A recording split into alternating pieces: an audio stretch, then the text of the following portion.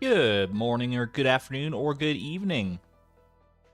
How is everybody doing today? How are all my Stardew Valley gamers holding out on this lovely Thursday morning, afternoon, or evening? Technically Thursday morning for me for another 3 minutes, and then it's Thursday afternoon. Although I guess there is 1 minute where it's technically neither morning nor afternoon, because it's just noon. Like, I would not classify 12 p.m. on the dot as morning, but it's also not afternoon by definition, right? So it's just kind of a weird nebulous state of just noon. Yo, Laisha, happy birthday to you. Can we get some birthday cake emojis for Laisha Wilton, chat? Stream regular. I appreciate you being here. I'm glad that I can be a part of it in any way. Starting out philosophical. I don't know, man. I'm just saying what comes to the top of my head right now. I'm looking at the time and I'm like, you know, I can start talking about time. It doesn't have to be too deep though. Can't wait to be a gamer again after grading papers. I believe in you, Fen. I have heard tell that grading papers is probably like one of the least glamorous parts of being a teacher. But you can do it. You can get through. By the time you register that it has turned to 12 p.m., it is already afternoon. I guess, like, by definition, like, there is... Like, noon is an instant. It's not, like, the full minute of 12 p.m., but, like, there's, like, a brief moment, because you could be, like, 12 p.m. and 1 second, and that's technically afternoon. But there's, like, a single plonk second in there somewhere, where it's, where it is noon, I guess. By our standard definitions of physics. Yes, that's so true. Grading is the least glamorous part of teaching. It's got to have its upsides, though, you know. You take the bad with the good in any profession that you do, and you just you got to roll with it. You got to just remember how good the good is. This song is so relaxing. Yo, the Chicory soundtrack does not miss. This is Just Like You from the Chicory soundtrack. And thank you to Lisa for getting my goal here. Current goal, befriend Elliott. Let me pin that for you. Boom. The second goal in just as many streams. Sorry, the second befriending goal in just as many streams. I don't mind the befriending goals. I really don't, but they do take a lot of, like, the wind out of my sails. You'll get going on, like, a long stretch of, like, oh, ship cauliflower, craft a wood path, cook a baked fish, and then you just keep going, and you get these goals, like, one day, next day, go, go, go, and then all of a sudden it's like, oh, befriend the wizard. Want want. And you gotta stop. You just gotta stop and chill out for a little bit. Fish a baked cook. Exactly. Either way, it's part of the process. It's part of the randomizer. It's part of the process of getting perfection in the first place. So we gotta do what we gotta do. Like I said earlier, take the bad with the good.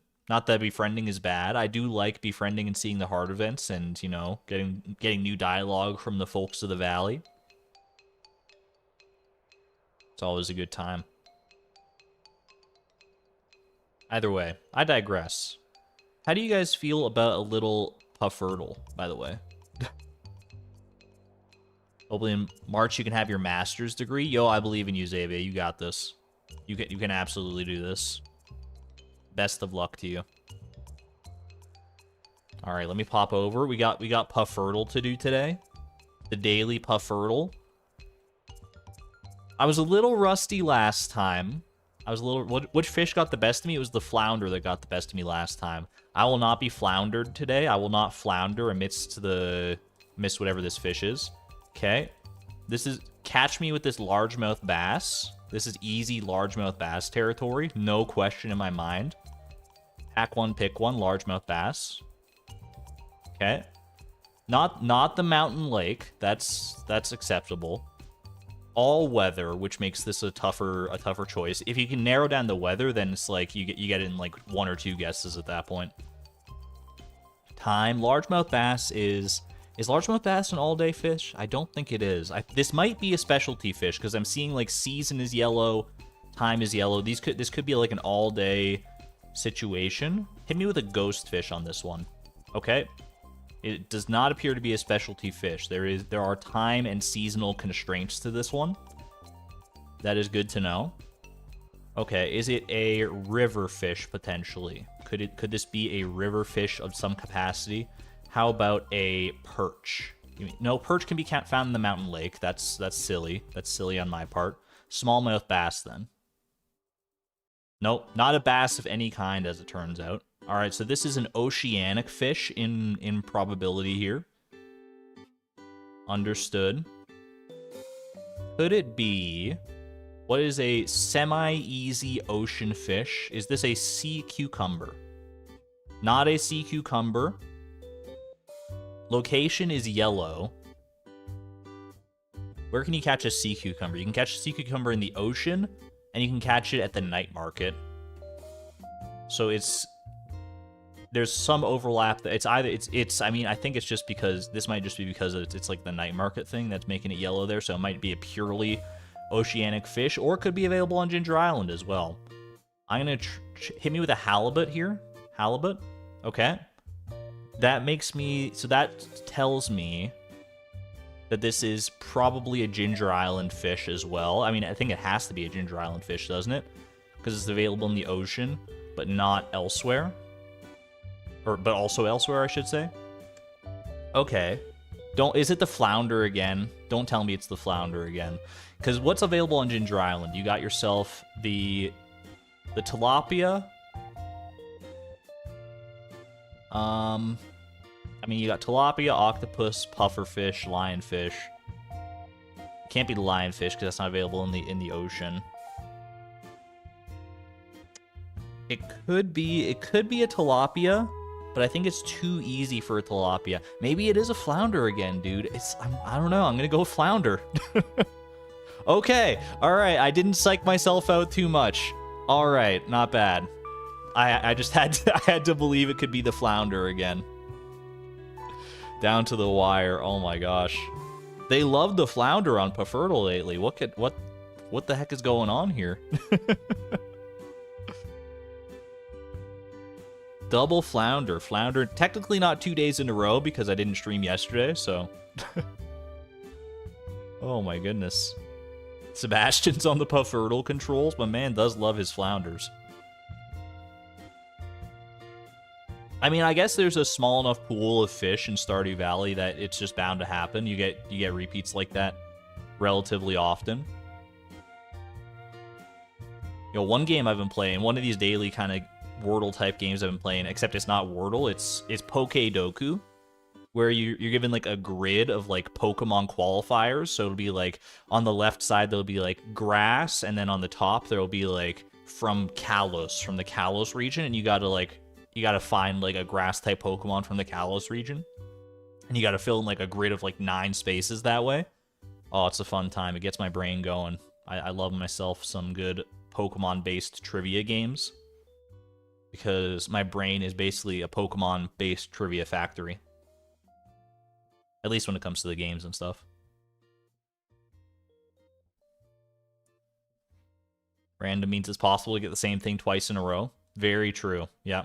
Even though it doesn't feel random, like oftentimes true randomness does not feel random because we're conditioned to think that random has to be like a certain way. But randomness it's literally baked into the definition. It doesn't care what you think. It can play this. It can do the same thing twice in a row. It can do the same thing like 80 times in a row for all it cares. It's just not that likely depending on the situation that you're looking at, right? You tried Pokedoku for a few days, but it was kind of buggy for you, so you gave up. It was buggy for me for today's Pokedoku, because normally when you do Pokedoku, it like you put in a Pokemon and it'll tell you like what percentage of other players have guessed that Pokemon. And for me, when I put them in for today's, it gave me like dash %, like 0%. So that was a little weird, but For the most part, it's been pretty good. Hey there, Casey. Welcome on in. You're just in time for us to start the actual gameplay section of the stream. Fancy that. The Winamp problem, they had to change their playlist shuffle because in early versions people accused them of being non-random. I heard that happened with Apple as well. Like on iTunes. Like they had to change the shuffle feature to make it less random so that it would feel more random. I believe that is a true story, and if it happened on like Winamp as well, it does not surprise me that it's a consistent problem in that regard. All right, today is the flower dance. We don't have enough hearts with Elliott in order to be able to dance with him. Sad. But that's okay. Should we go to the flower dance anyway? I think we've already danced with everybody that we can possibly dance with. So I don't think we need to pay a visit today. Next year we'll go so we can catch our late dance with Elliott, I'm sure. But same with Spotify. I mean, Spotify came along later enough. They should have known by that point. They should have learned from like learn from history, lest you are doomed to repeat it. Also, quick hello to Sneaky Hootie. 00 Hootie reporting for duty. I love that placement of that stone owl. It's so perfect. I just love it so much. I go talk with Elliott, give him a gift, and then it might boost me up to 4 hearts. I have already given him 2 gifts this week, so we can't do that, unfortunately. Talking to him would probably boost me up to 3 hearts, but it's not enough. So I think we just continue on our escapades here. It's a good thought, but it's unfortunately just not possible for us to get him to 4 hearts. That would be if we were at like if we have 1 extra heart with him right now, we could talk and get to there, but is not the case. It's all good. Guardian of the Path Hootie. Sounds like a Dark Souls boss or something. Holliswood, welcome on in. You're not late at all, don't worry. We've just barely gotten past the Puffertle segment. Thank you for the rainbow shell, by the way, Demetrius. Yo! And you know what? You're just in time for a little early Kazoom, Hollis. This Kazoom is for you. It came along at the perfect time. Start the stream off on the right foot here. Get some Kazooms in chat. Kazoom your way straight into bed. I'm kazooming right into bed now. The best of kazooms.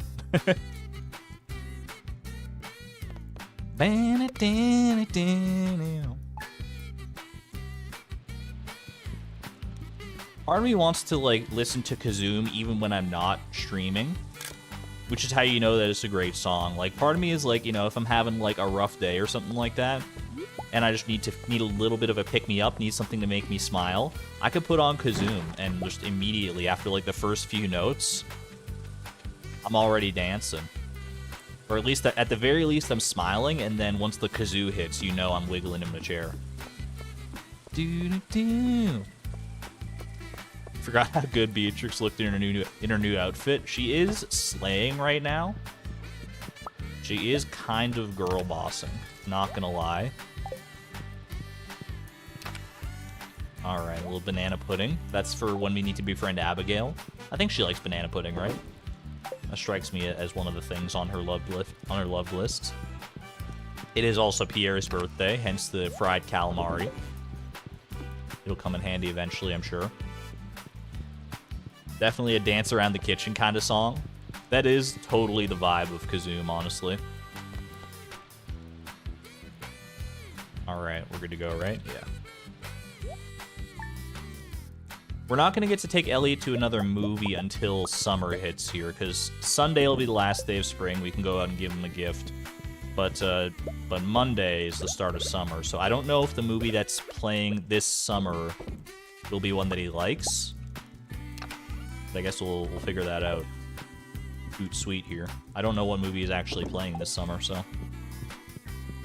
I think it's one that we have not yet seen. I don't think it's been one that's in our... Well, actually, it might be. We might have already seen it. Because I think last time we were like going into the movies in the summer was 2 years ago. I know time flies. It doesn't feel like it was 2 years ago because because in this valley, time is a very wobbly concept. Could be Wumbus, if you remember correctly. That sounds like it could be... That sounds right, yeah. I think it might be Wumbus. In which case, I don't think we actually have seen Wumbus. Current in-game year 22. Yo, chat, I was like... Because I keep updating the playtime in, like, the playtime command, and we are getting, like, perilously close to having surpassed the total playtime from the Price of Perfection. It's still a while to go. Like, we've still got, like, at least a good few streams to go before we get there. But it's, you know, it's getting to that point. You can check for yourself, check the receipts, exclamation point playtime for the current playtime, and exclamation point pop, I think, for the playtime Price of Perfection.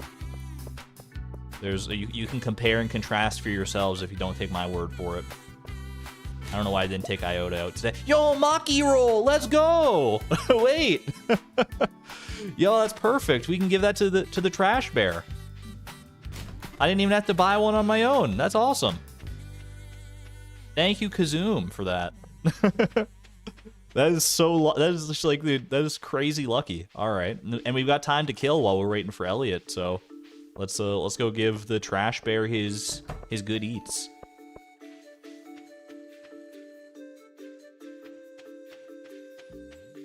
Zoomed a Maki roll straight into my inventory. It's true. I do not give Gus any of the credit for this one. How's the fishing life going for you? You know, it's going. You'll find out in a week or so here, Willie. You'll find out exactly how my fishing life has been for the past little while. Do you think this is this the last thing that the trash bear needs, or is this merely a stepping stone? I guess we're gonna find out here. All right, open wide, pal. You got it. There's your Maki roll, my friend. Unhinged jaw. There he goes. What's he got? Banana pudding. I can do that. I can do that one. We're so lucky. This trash bear is my best friend.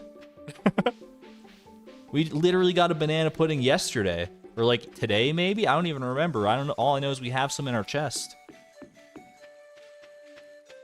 I'm gonna head home. It'll give me an opportunity to free up on my crab cakes as well and get, oh wait, we're not, oh geez, I just realized it's not Sunday yet. It's not Sunday. I was thinking it was Sunday so I could give Elliott his gift, but I'm one day early here, so I gotta go to bed one more day. That's fine. The trash barrel will still be waiting tomorrow. Star Drop Luck stream. We're off to a great start.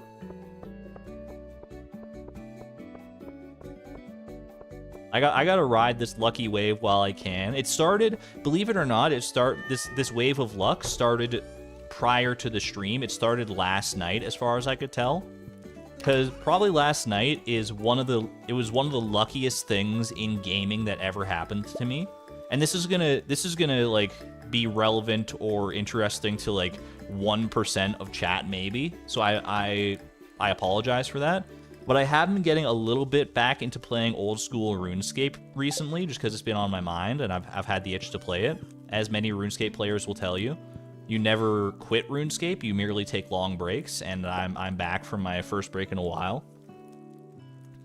And I started up a new account, and as you do on a new account, I was training agility, because you need agility to like recover your run energy faster to get anywhere and like do anything. And it was around, I think I'd reached like level 25, like 20 to 25 agility, which is like nothing in the grand scheme of things. And I got the agility pet from that, which is like a 1 in like every time you complete like a lap of this course that you do in the game, it was like a 1 in 33,000 chance to get it. And I did like 40 laps and I got it or something, like, I don't know, it was crazy.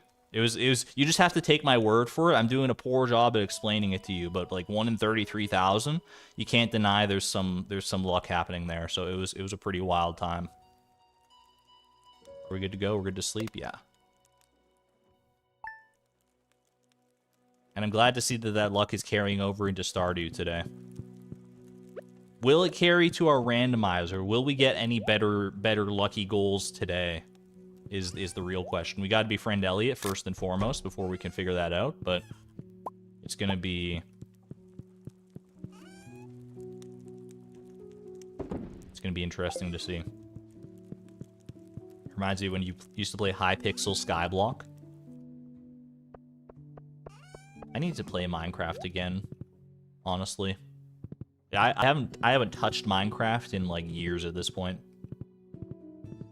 Does the agility pet look like a squirrel? It is literally called Giant Squirrel. Yeah, it's a giant squirrel. It's a very cool looking little dude.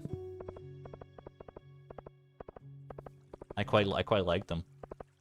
It's the first pet I've ever gotten while playing RuneScape. Actually, technically not true. I played like RuneScape 3 a while back, and I got like the archaeology pet or something. But it's still a notable occasion for sure. Minecraft server. Maybe at some point. Maybe if there's a high enough demand for it, we could set up a little community Minecraft server. I wouldn't mind doing that, but it's not on the docket for right now. Here's your banana pudding friend. Look, he looks so happy. He's salivating at the smell of this banana pudding. Right-click to retrieve banana pudding. There he goes. We've done it. He's doing a little wiggle. He's doing his little chair dance of his own. Oh, little musical overlap. I didn't anticipate that. I forgot he did his little pan flute thing here.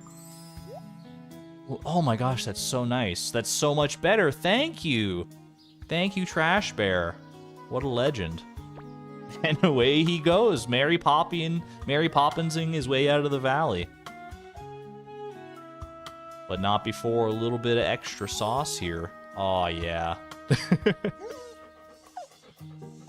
There he is.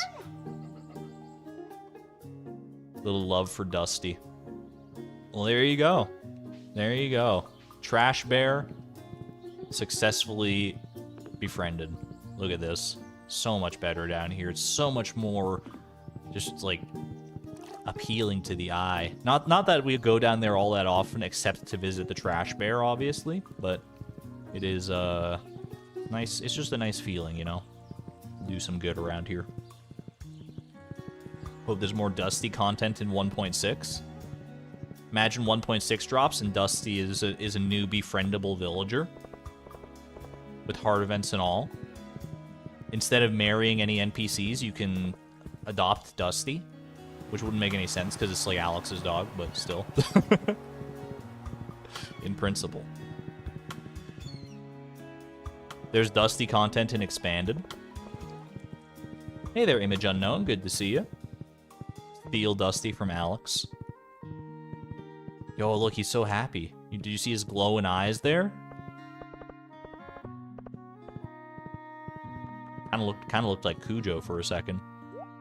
Is it? Oh, it's not Wumbus. This is Journey of the Prairie King. Okay, so it's Wumbus would be next year's summer. So we're back to on the Journey of the Prairie King rotation. Is that a movie that Elliott likes, or does he not like Journey of the Prairie King? Any wiki surfers wanna fact check this one for me?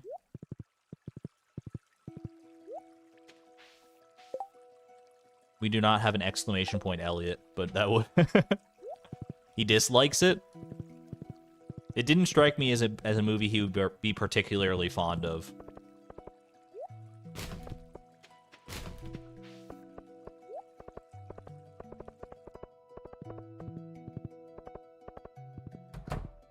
Exclamation point wiki Elliott. There you go. Elliott does have 2 T's. That always messes me up for sure. At least it did for like a good while before I learned to internalize that Elliott has 2 T's. Elliott.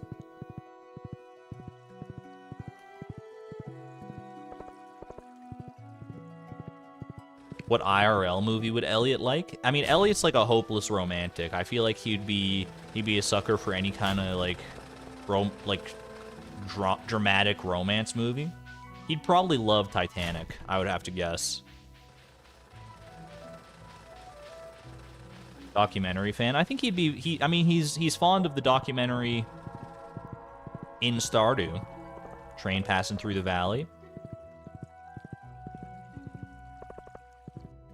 Hallmark Christmas movies. Oh, he'd be a sucker for those.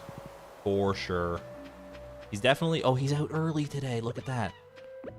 Here's your duck feather, my friend. Enjoy. I hope your new farming life is panning out as you'd hoped. New? My man is stuck in time. He also likes his favorite movie is Mysterium. I would not have pegged Elliott as a Mysterium enjoyer.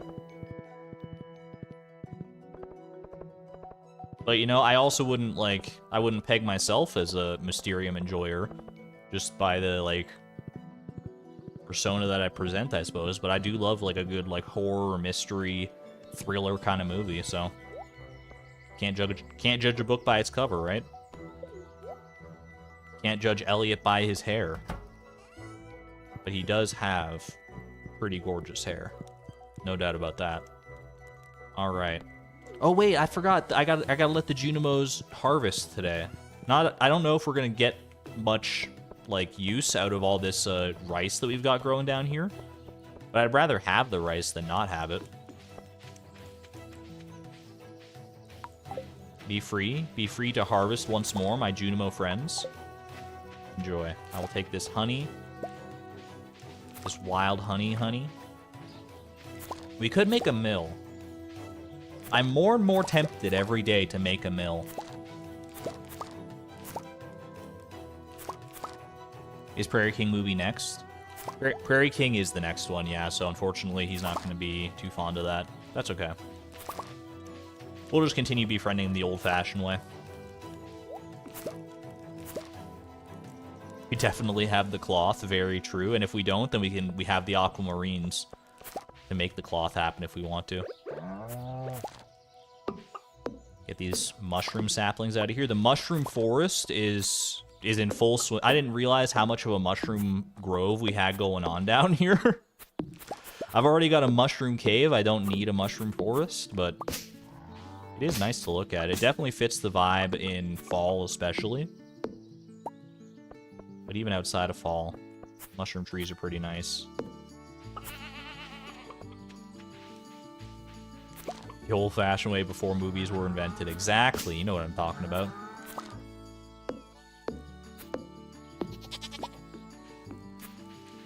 Back in ye olden times when you had to go and, talk to people face to face. Cringe.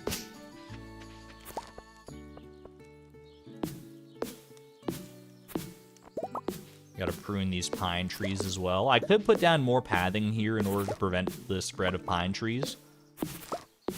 But I really do like this little sort of park that we got going on here. There's this nice little nature preserve in the midst of everything.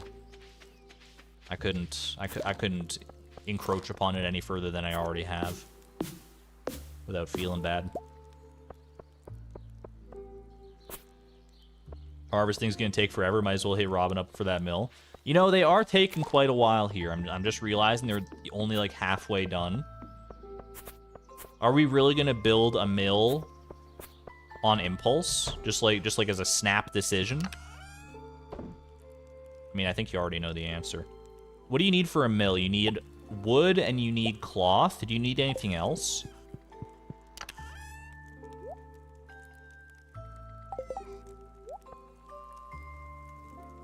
So sleepy, but you have stuff to do. I've been there, Curly Comet.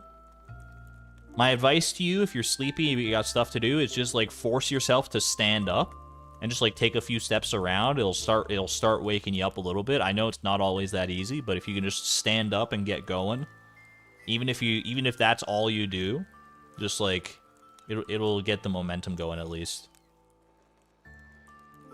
Wood, cloth, and stone. We need stone as well. Okay, noted. I guess the mill needs stone in order to mill stuff. Understandable. We should still be able to make it to Robin before she closes here, especially with the crab cake buff. 50 stone, easy peasy.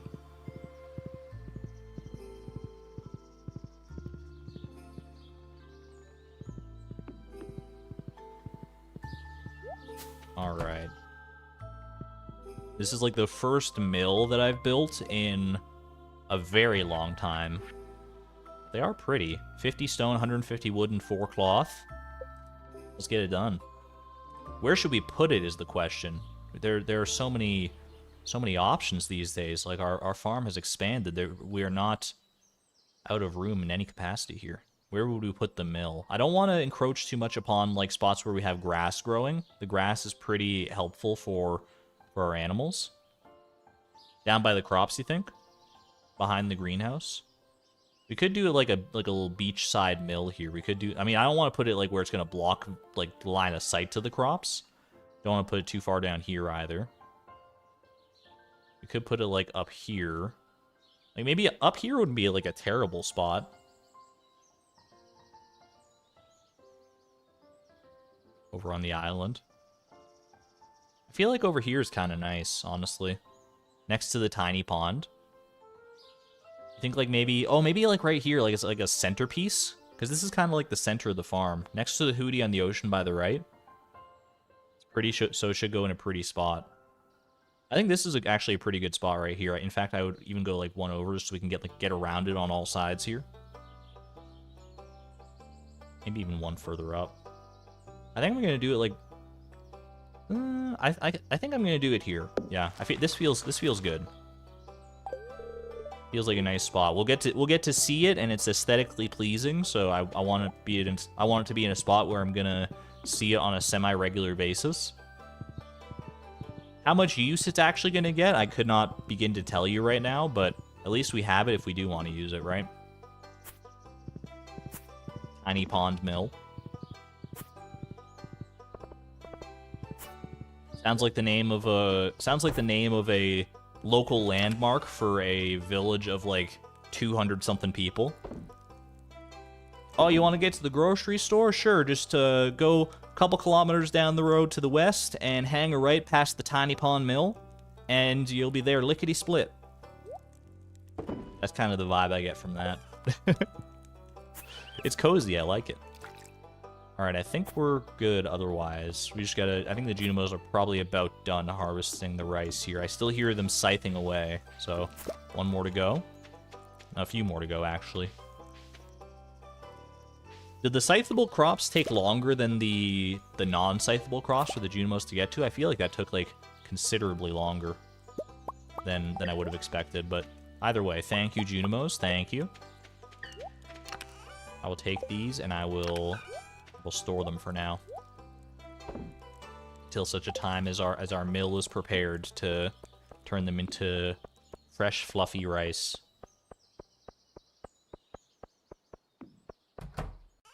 They have tiny little sides. Of course it takes longer. Tiny sides for their tiny arms. You don't like buying flour, sugar, and rice from Pierre, so you always build a mill. It is nice to, you know, not have to buy those and to be, like, self-sufficient. Even if technically the mill, like, takes a while to pay for itself based on, like, the amount that, like, how much ingredients cost from Pierre.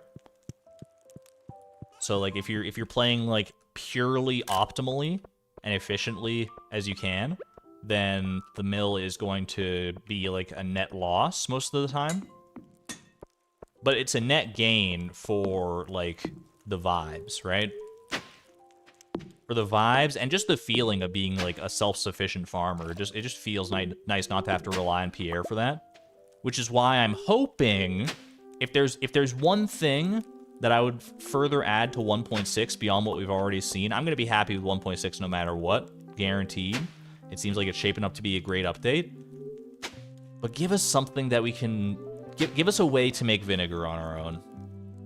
Give us one method to make vinegar on our own. I don't care if it's the most convoluted, nonsense, like, endgame thing of all time. It wouldn't really make sense if it was to me, if it was like an endgame thing, but, you know, Concerned Ape, you do you. Just give us an option. Give us an option. It's the only cooking ingredient that cannot be made. You have to buy it from Pierre. Would it invalidate the price of perfection, because then the price of perfection would be lower because we wouldn't have had to buy vinegar during that challenge? Spoilers. But I mean, it's not that much of a spoiler that you have to buy vinegar. Yes, it would invalidate the challenge, or at least make it obsolete. But that's a sacrifice I'm willing to make. Random get from kegging apples. You could use it, you could turn, like, rice into vinegar as well, maybe? I know that's been a thing. Like maybe instead of making unmilled rice juice, you get vinegar for putting rice in a keg or something like that. I don't know.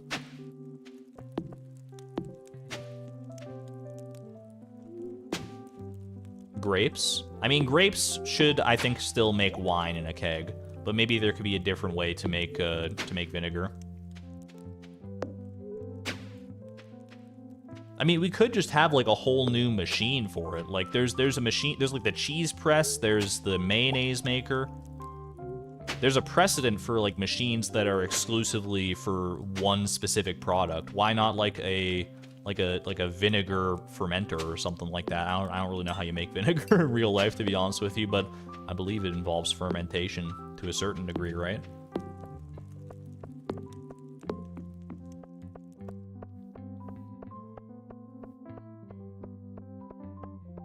Vinegar is from alcohol, so kegs make sense.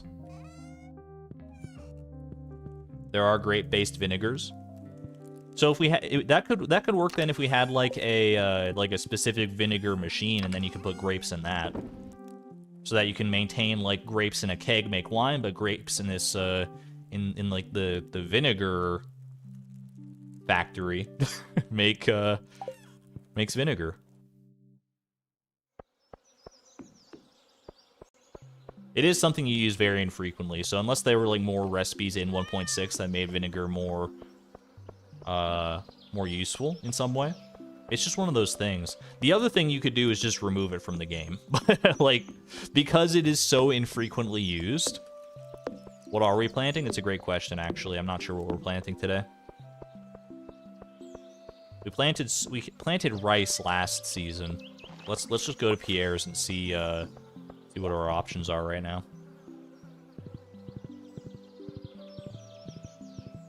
Yes, the only other like palatable option I would say would be to plant or to get rid of vinegar altogether. Oh, we could grow wheat, yeah, because maybe we could grow just millable crops, yeah. Rice, wheat, and then in fall we could get beets, right?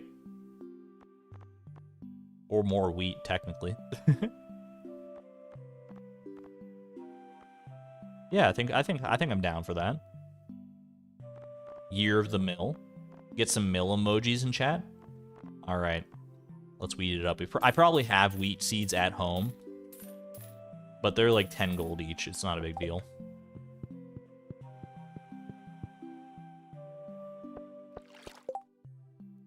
I'll have a craving for a red mullet.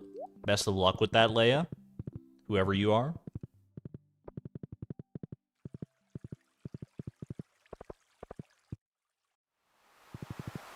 Yo, there he is. Perfect timing. Here is your duck feather, sir. Enjoy. Gentle little sunbeam woke me up this morning. I've never felt so refreshed.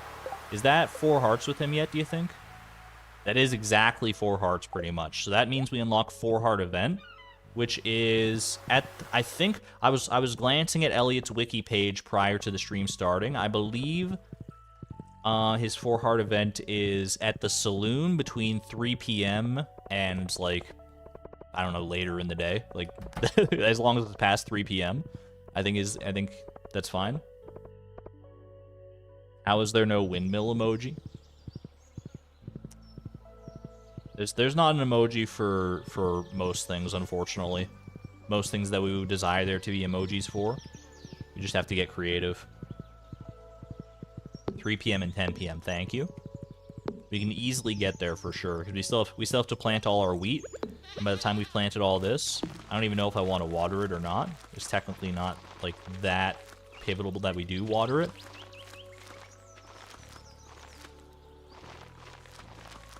But maybe just for synchronicity's sake, we could.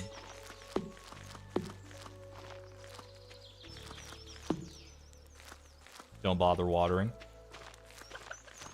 It does hurt me a little bit that some of them will grow out of sync with the others, but it's I mean, we've so rarely come down here like prior to actually checking out the crops that it really doesn't matter, except outside of like the screenshots and stuff.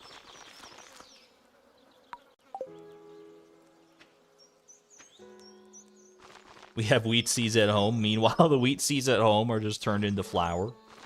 It's just all flour already. +2.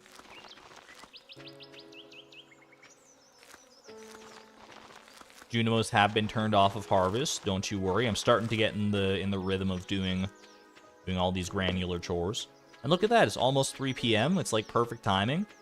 I will chop down this one lone pine tree that has survived the culling. It's a little pine sapling. Get it out of here. And then we will be on our merry way.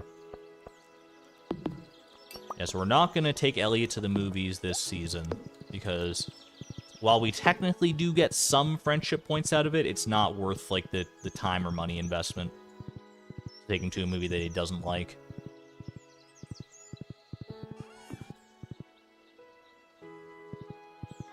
What's the little blow toy that's called, like, a tiny windmill? I believe you're thinking of a pinwheel, aka the hardest boss in Dark Souls history, Pinwheel, as we all know, I'm sure.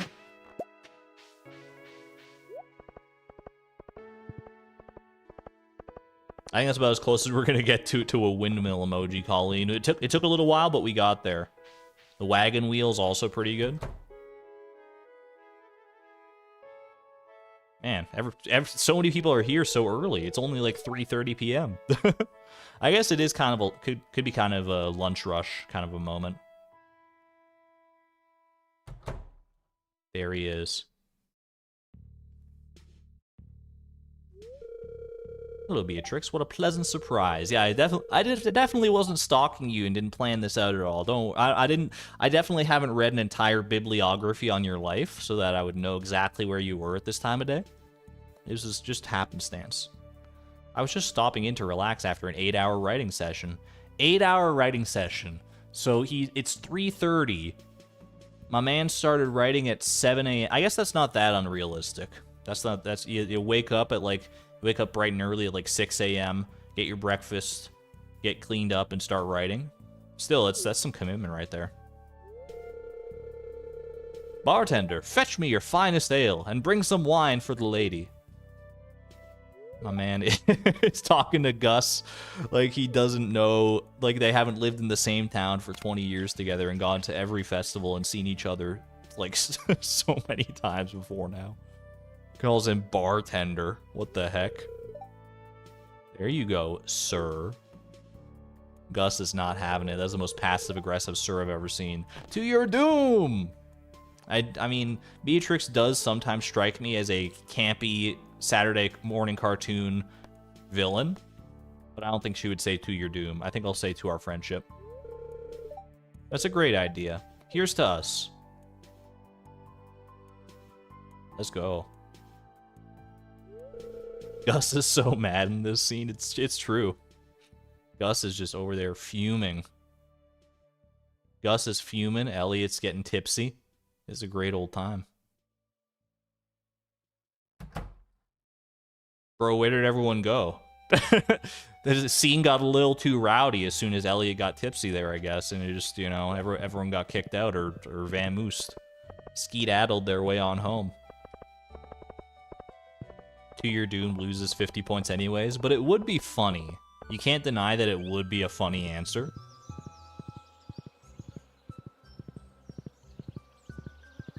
Like, I think if I was having a toast with a you know, relatively good friend, which I think, you know, 4 hearts is relatively good. Can I pet pie, or have I already pet pie today? If I was having a toast with a relatively good friend, and they said, to your doom, I wouldn't take that as, like, malicious intent. I would take that as them being, like, a silly little goofball. And be like, yeah, to my doom, why not? Because, like, who says doom in a like a non...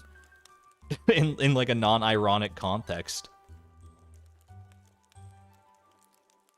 Maybe calling Gus barkeep is an in-joke between them. If it is, Gus did not seem in on the joke. I don't know. He seemed like he was a little bit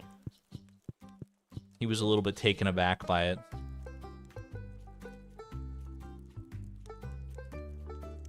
In a non-doom situation. That's probably 7 heart minimum behavior. In real life, what do you think 4 hearts of friendship equates to? Like, how long do you have to have known the person and have built up some level of rapport to consider, like, a 4-heart friendship versus, like, an 8-heart friendship, which would be, like, you know, like, best friend or, like, really good friend territory, I guess. It so depends on the person. I guess that's a fair point, yeah. Like, a couple months at least. Yeah, real-life relationships are not as clear-cut as they are in Stardew. But I do think having, like, knowing a person for at least, like a few months, maybe, like, you... I think for a 4-heart friendship, you have to have been to their, like, house, or, like, maybe not to their house, but you have to have, like, it can't just be, like, a coworker that you, like, you know, are friendly with and amicable with. It has to be someone that you've taken time out of your day on purpose at some point to, like, spend time with them. At least once. I think if you've done it at least once, you're somewhere in the 4-heart ballpark, would be my delineation of that. 2 hearts is enough to allow someone into your bedroom. For me, like, just personally speaking, I'm not allowing anyone sub 8 hearts into my bedroom. My bedroom, like, Stardew Valley, it's weird. It's a little bit, like, obviously it's a small town, but the people know each other. They're more comfortable with each other. But, like, having grown up in not this small of a town, you gotta earn that right. It's too, like, not that there's anything, like, untoward going on in my bedroom most of the time. But, you know, it just feels, like, weird. Definitely a 10-heart thing for you. I could understand being a 10-heart thing for most people.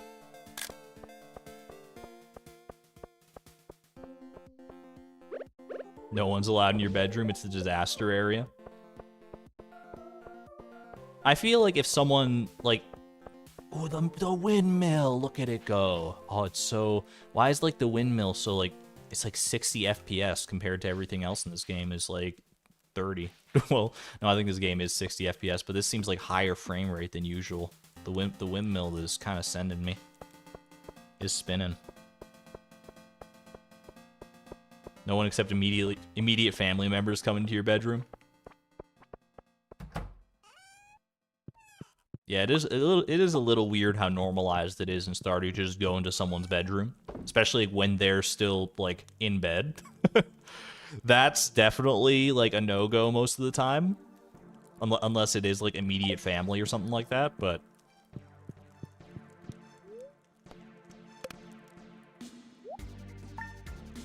Bedroom equals house for some people in the game. That's true, yeah. I mean, for some, like, for, like, Leia or Elliott, their bedroom, like, is, like, the same room as their house, as the rest of their house, so that's understandable.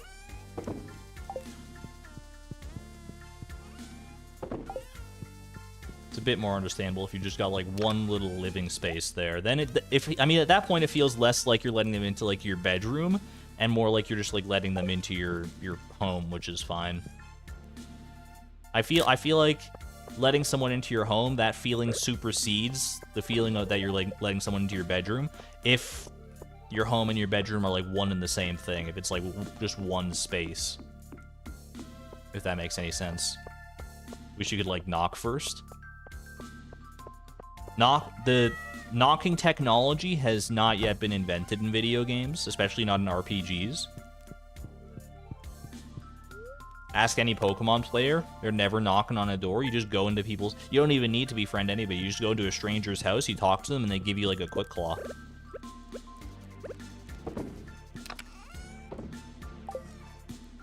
Imagine that situation playing out in real life. You couldn't because you would be arrested.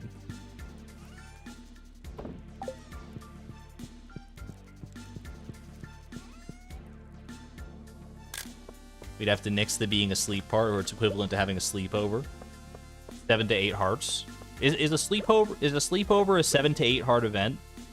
I would say I would classify a sleepover as a... I would probably go as low as 6 hearts for a sleepover, honestly. which I know contradicts what I said about letting people into my bedroom at 8 hearts. But, like, you don't, like, when you're having a sleepover, you're not necessarily letting them into your bedroom in the first place. You could have a sleepover, like, out in the living room. But even if it is in the bedroom, it's a different sort of feeling. It's a different vibe, like, because, like, if they're just coming into your bedroom, like, unannounced, that's, like, an 8 to 10 heart thing minimum. If it's sleepover and you've planned out the activity, I think you can lower the bar a little bit.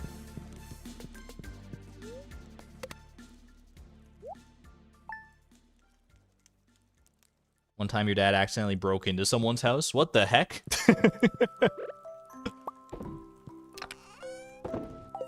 Was it only accidentally because he got caught, or was it just legitimately he just walked into the wrong house? Don't answer that. Plausible deniability. Hey there, Cobalt Cryptid. Good to see you. Have to be like a birthday party or a slumber party. Yeah, if it's like an event that's been planned in advance, so you can like prepare your bedroom in the event that someone does come in there, I think that's fine.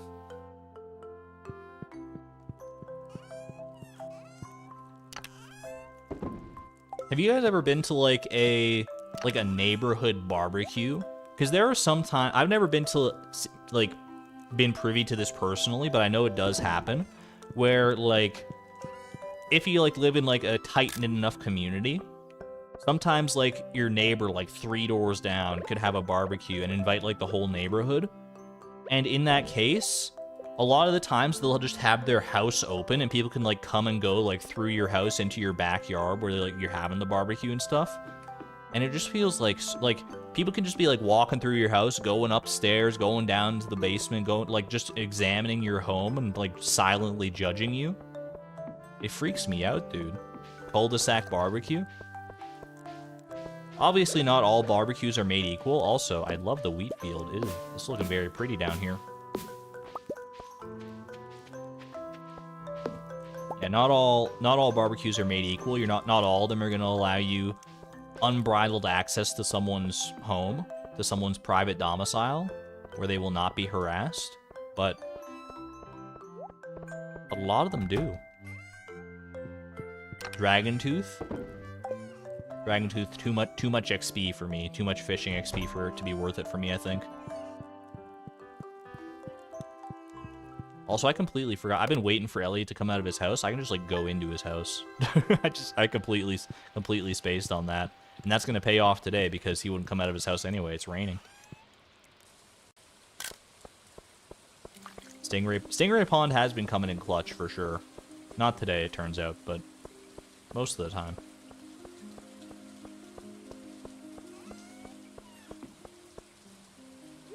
Usually in neighborhood events where that happens, in-house adventures are largely limited to kitchen and bathroom. I will take your word for it, because like I said, I've never been to an experience like that.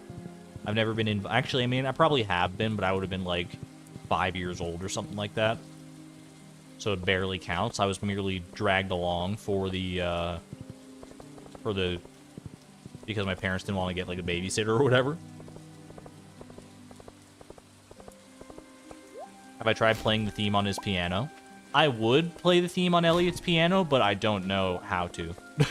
I don't know. I don't have the notes. I'd have to like go and look that up.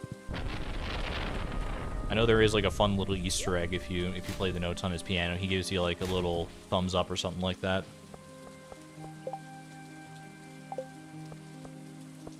Hold on a minute. Oh, I thought... Okay, I'd like to put a copper bar on my great-grandfather's tombstone. I thought this was the one where it's like, I want to put a copper bar on my fireplace mantle, but I saw it was Linus, and I was like having a hard time reconciling this, but this makes more sense. I didn't take Linus's great-grandfather for, you know, a lover of copper bars to that extent, but, you know, it takes all types. You got a prismatic shard from your rainbow trout pond the other day? I should be looking at our rainbow trout pond more, because we have a rainbow trout pond, and I just haven't been checking it for the most part. I should keep an eye out on that, just to, because you never know, right?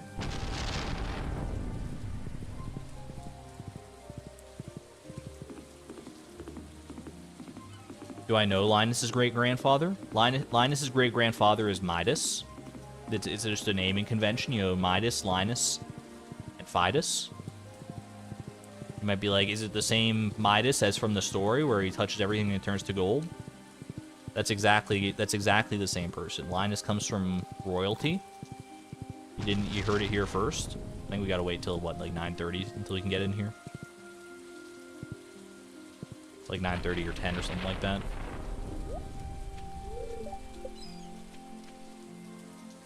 That's why he likes copper bars so much, is because everything he touches turned to gold. So now that he's gone and he can't touch anything anymore, he appreciates the other metals that much more. That's why the copper bar is a pivotal thing for Linus there. The more you know. That's why he moved to the valley and refuses material goods. Yo, there could be some headcanon there for sure.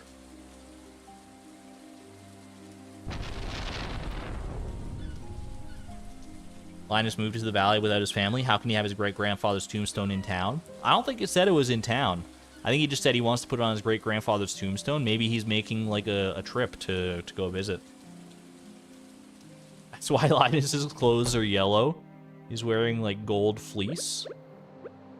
Here is your pomegranate. We haven't given you one of those in a while. Enjoy. Sometimes when I lay in bed, I can hear the distant foghorn cut through the rain. When I look out the window, I only see a curtain of gray. Beautiful. Beautifully said. Is this still blank book? Blank book. SMH.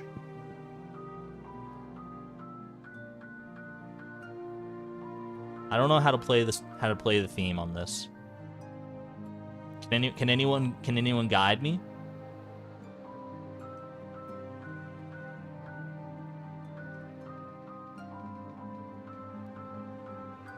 It sounds like there's only 3 notes. It sounds like there's only 3 notes in this, like, entire piano. Wait, what was the code? Okay, Abby Ann said the code. Thank you, Abby Ann. What do we got? 243 234 21. 243 234 21. 243 234 21. Yo, we got it. it was very delayed, but we got the little heart from him. Yo, you'll love to see it. Was it two? I want to try and do it faster. 243 234 21.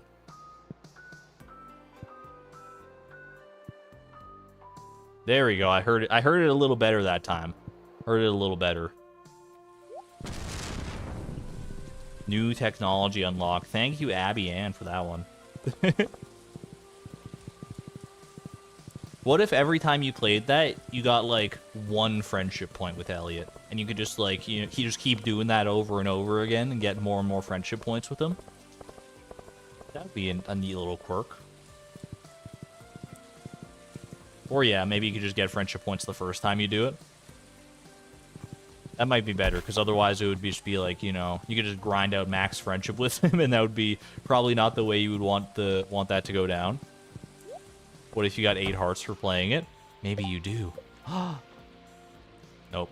Still sub 5 hearts. It's okay. The iridium quality gifts are making quick progress of it.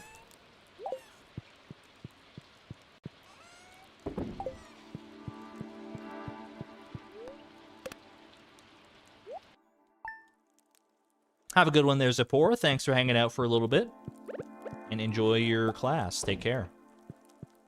Learn something new. Not all classes will you learn something new. Sometimes you are merely refining knowledge that you've been learning, but hopefully today you learn something new, because those are always the most exciting days.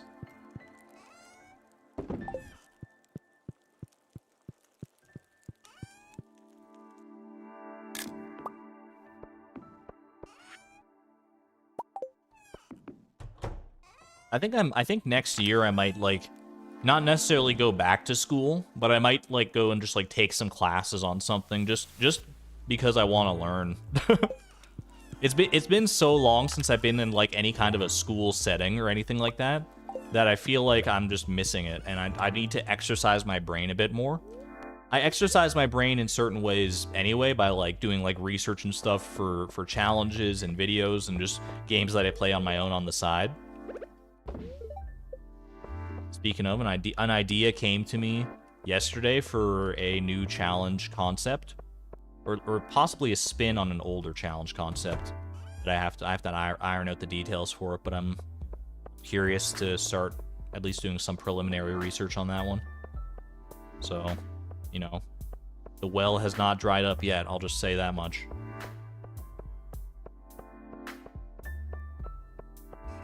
So I don't know if I'll go for like any physical classes, because I know that you can like do that. You can like just enroll in some classes and without having to like go to like a full curriculum or anything like that. If you just want to learn a few things, or maybe I'll do like some online learning, because I am thankfully a person that takes pretty well to online learning. I know it doesn't work well for everybody. Some people have to have that like dedicated classroom setting in order to have a functional learning experience, but thankfully it is not the case for me. You already have the Prairie King movie poster? I'm pretty sure I do. Yeah, I think we got that a couple years back. Yeah, we got it right down there. Some universities have free online courses that you can take. Yeah, I might look into some of those. I don't even know what I would want to learn. I think I would try to go for something like way outside my wheelhouse. Just because I want to have like more well-rounded knowledge, you know? Like maybe I would like go learn about like, I've never been that much of like a history buff or that like into history. Maybe I need to give history another chance in some form or another. I don't know if it would just be like world history or like Canadian history or how I'd do it, but I feel like I could probably, because like when I was in school, like in high school and everything like that, I took social studies because it was mandatory, but I took it in French, which made it even harder to like parse than it otherwise would have been anyway. And I was already like not that interested in the concept at the time, so it being in French just made it that much harder for me to get into. I think nowadays, now that my brain has had time to mature and appreciate that, you know, history is an important thing to learn. Yeah, and it can also be like very interesting depending on like who's teaching it and the way it's taught and all that. Hello, Elliott. I know that I am kind of an oddball.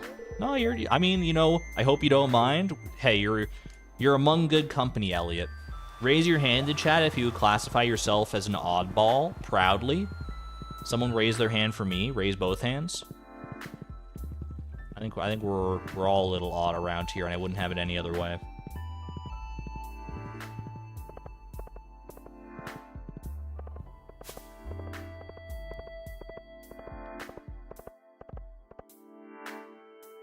Normal is boring. Odd is where it's at. What the heck was that? I thought I saw like a spider like scurrying down my window. That's like behind my computer there, but I think it was actually just like a droplet of water that had a strange spider-esque shape to it. It was a trick of the eye for sure. It was weird. Might be easier to say if you're not. Yeah, raise your hand if you're completely normal, if you're a completely average person. If your name is literally like John Doe. Don't think we're gonna get any hands for that one. I ain't no oddball, I'm a cool cat, baby. Heck yeah, Jerry. That's the spirit.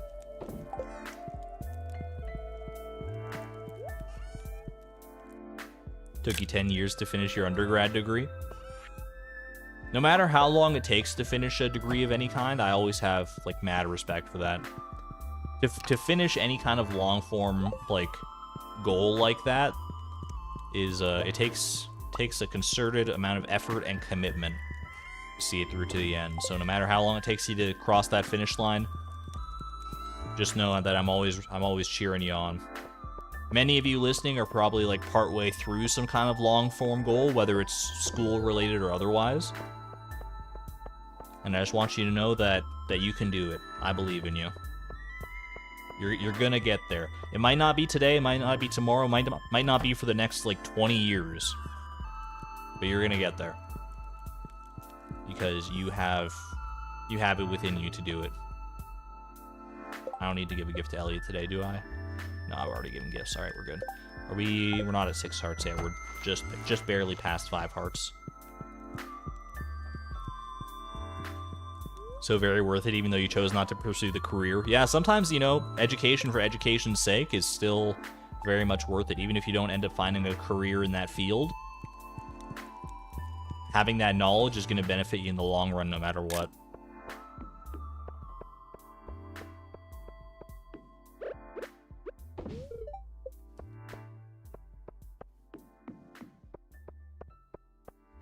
Working on a diploma right now. It's only 2 years, but it's the most committed I've ever been to any post-secondary education so far. Cobalt, best of luck. You've been there going there for 2 years. 2 years is quite a long time in the grand scheme of things, you know. To work on the same thing, like, or to work towards the same thing for 2 years is no small feat.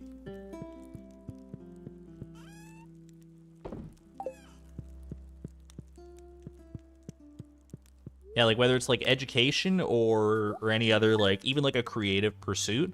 Like, I can speak from experience. Like, obviously, in just a little over a week here, I'm going to be presenting the Master Angler Challenge video that I've been working on for, like, a year and a few months at this point.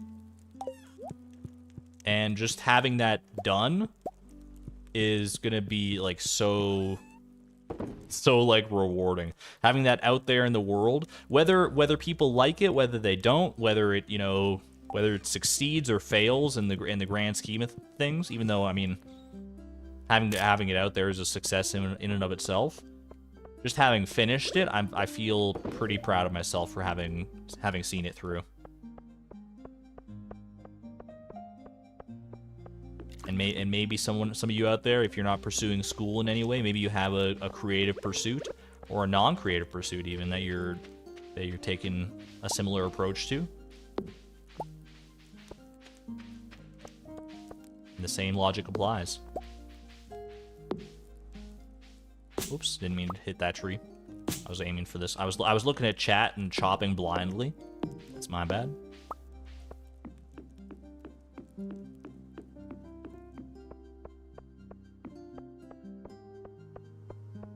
Find it interesting how the culture of higher education where you're from and in the West is very different. I don't know if, you know, the strong focus on higher education that we have around here, like in my culture, at least in my world experience so far, there's always like been a pretty strong emphasis on, you know, like there's a standard path that most people are expected to follow in some regard, where, you know, you like get through school, you go to the university or college, you get yourself a degree, you get a career in whatever you majored in, and like I think there is merit to doing that. I think there's merit to following that path and seeing it through, if that's the thing you want to do.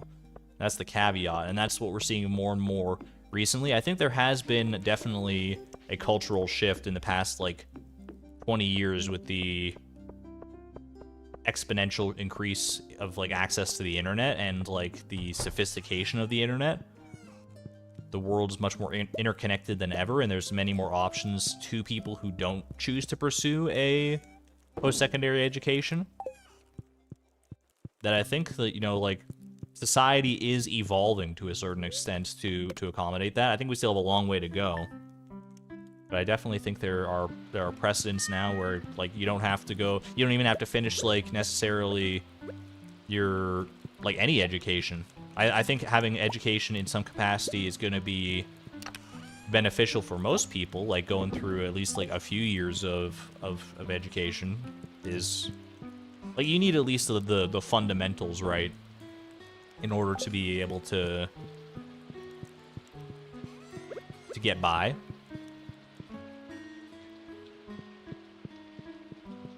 But beyond that, like, beyond, like, the first, like, I don't know, like, 6 or 7 years of, like, of schooling, I feel like you're your interests and your passions start to diverge pretty heavily from what you're learning. Because up till that point, like, you're learning all the basics and stuff, and you're just sort of, it sort of helps you to formulate ideas of what you like and what you don't like, and where you might want to go in the future. Obviously, your ideas can change, and your opinions and your passions can change from that point on pretty dramatically.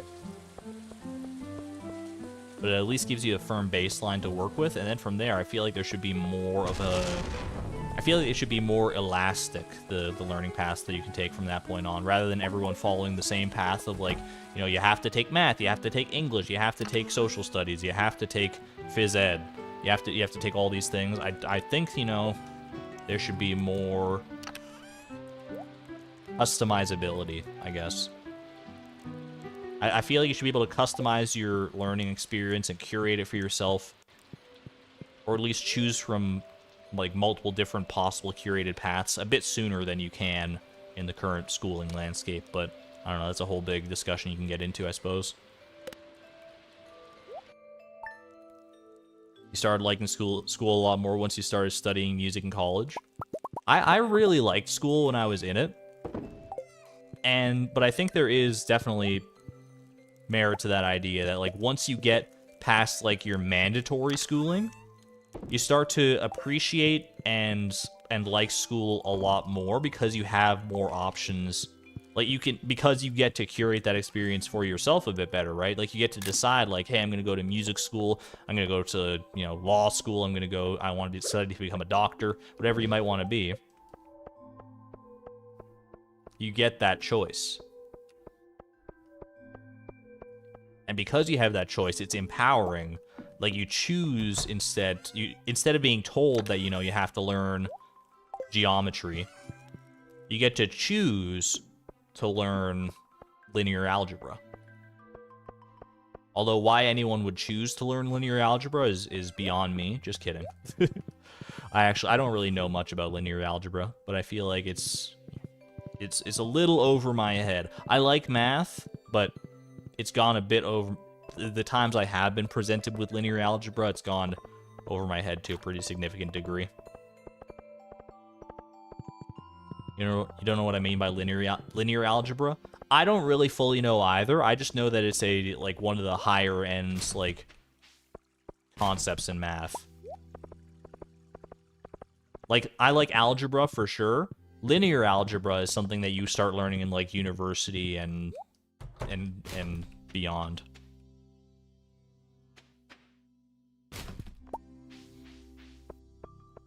I can get down with, you know, trigonometry,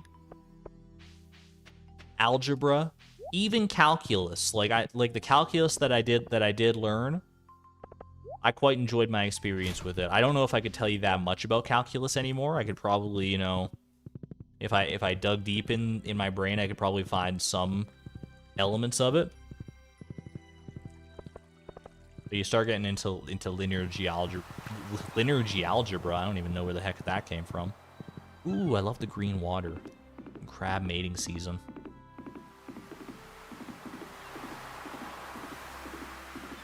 Do love me some calculus. Linear algebra and abstract algebra. What field of math does the complex plane fall into it? You know, where you get numbers that look like 3c plus 1 is like its own like number or something like that? Is that linear algebra or is that something else?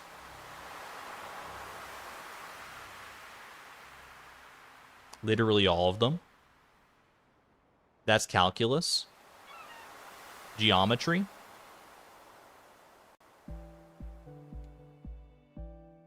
No, yeah, Pellinar, yeah, you know what I'm talking about. 3 plus I. Like when you start bringing I into the mix, which is like the square root of -1, right? What's that?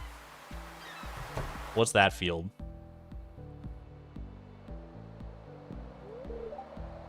Visit my cabin whenever you like. I could use the company. Will do, at least until we're at 8 hearts, my friend.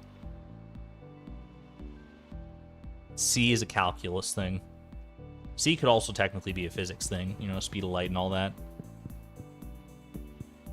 Just complex math, algebra. Literally all of them.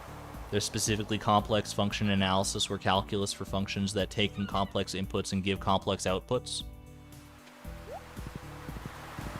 All I know is I wasn't learning about imaginary numbers during grade 10. The concept of an imaginary number was only introduced to me, and like the complex plane and all that. I only began to learn about that post-high school. Hey there, Charlo J. Stardew plus STEM nerdiness is perfection to you. I'm glad to provide a community where that is the norm for Bestcapades. I feel like so much of my community is so much smarter than me too, which I love because I get to like learn new things from people.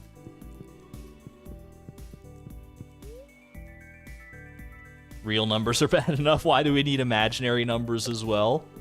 They're useful for something. Could I tell you what it is? Not necessarily, but I know they are useful.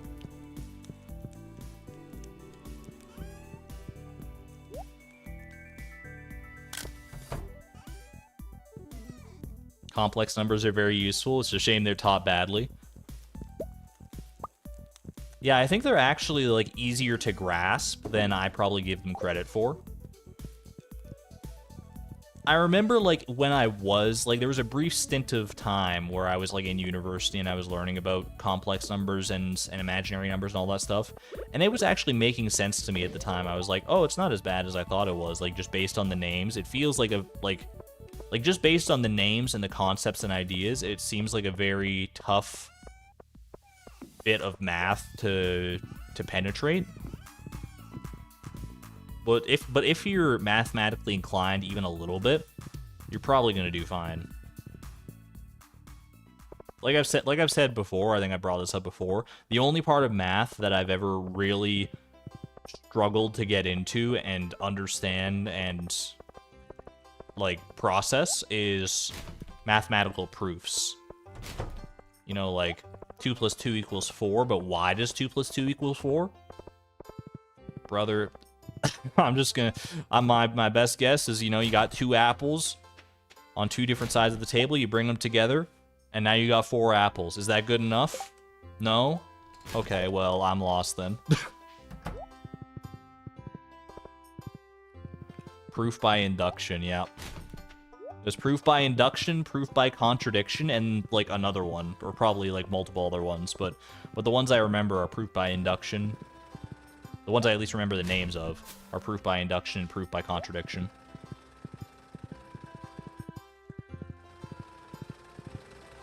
My proof? Here, look at these blocks. Literally me. And then there's just proof.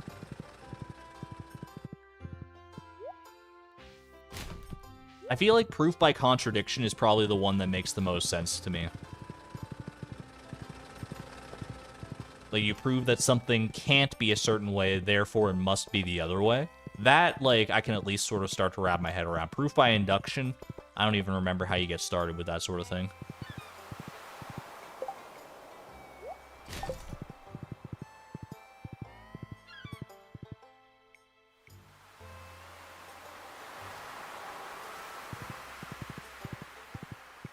But I'll just leave that all to all the mathematicians of the world. I'm not going to worry about that.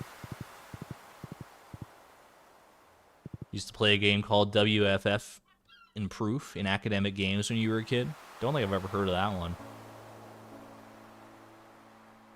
We're going to clear debris and stuff on some days while waiting for Elliott. We probably should, yeah. The Cindersap Forest definitely needs a makeover at this point.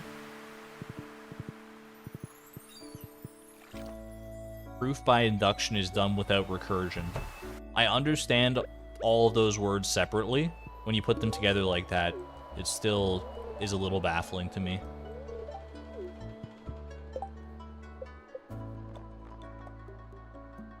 We are at 6 hearts. I think there's a 6-heart event if I just leave and come back. Yeah. Elliott's playing this song that you're hearing in the background right now. I know that it doesn't sound like it's being played on a piano, but that's him, trust me. Like, look, his hands are moving across the keys. You hear music. Man, this is very impressive, honestly.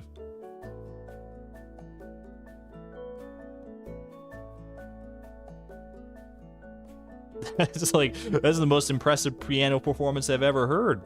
Yo, the look over the shoulder. Why is this like, this seems like like the last thing you might see before you die in a different context. Oh, I thought someone was there. How you doing, Elliott? That was wonderful. It's amazing. The song's still going even though you're not playing the piano. It's so impressive. So good. Thank you. I'm not very good, but it's fun to play. What a legend.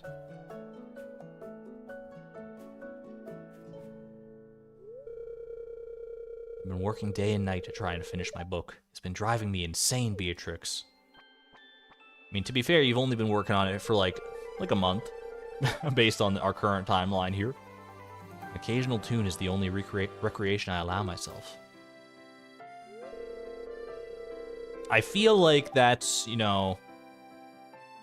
I feel like I'm looking in a mirror. I see myself in this picture and I don't like it. My bank account's starting to run dry. Sometimes I wish I could just throw it all away and become a farmer like you. Just as hard to be a farmer, you know. Or come live on the farm, I could use the extra help. This feels like, you know, there needs to be a middle option here. I guess it's just as hard to be a farmer, you know. Don't I mean... I didn't think you were, you know, disrespecting my way of life or anything, but it's hard no matter what path you're taking, my friend. What I meant is that I'd like to get away from this dark, musty prison and experience a little bit of real life, that's all. The world is right outside. All you have to do is step out there. Sorry I'm complaining like this, I just need someone to talk to now and then. That's okay, that's what I'm here for.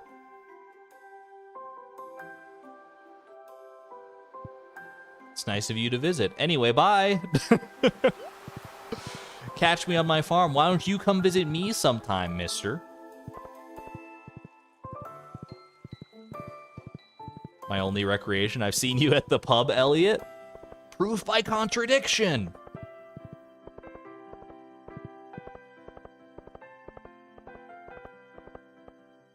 Yeah, go for a freaking walk. I mean, you see him outside every now and again. I think saying that it's his only recreation is to play the piano every now and then is probably a little hyperbolic on his part for sure.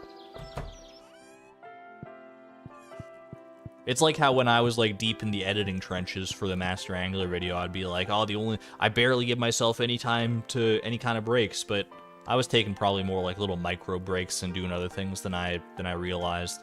I was working way too hard. Like, do as I say and not as I do. Don't do what Elliott's doing and don't do what I do, where you just, you know, laser focus in on a project all day, every day for months at a time. So that any time that you take like a break and try to enjoy some free time, there's always that nagging voice in the back of your head that's like, you should be working on your project. What are you doing? What are you doing? Why are you wasting time like this? Also, I realize now my keg and my preserves jar are both empty.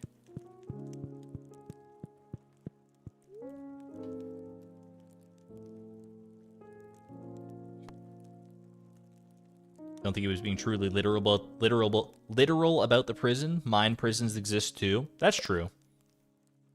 He might have been being more metaphoric about it.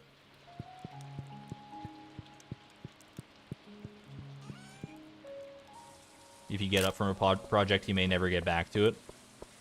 I mean, that's the other danger. I feel like it's hard, don't get me wrong, but I feel like it's best to try and strike some kind of a balance. A balanced life is a good life. I mean, that's not any that's not any groundbreaking knowledge right there. Yo, cactus fruit, let's go. Appreciate you. Get some cactus emojis in chat. We rarely get any time to appreciate the cacti anymore these days. Yeah, like, you can definitely work too hard on a project, and then you can definitely, you know, take... I feel like there's, like, paradoxically, I feel like working too hard and long on a project can cause you to, like, stop working on the project more than if you, like, worked less on the project, if that makes any sense. Like, if you work, like, too much on a project, you're gonna burn yourself out, and then you're never gonna finish it. Whereas if you work less on a project, you know, depending on the project, it might take longer to get it done, but at least you will get it done.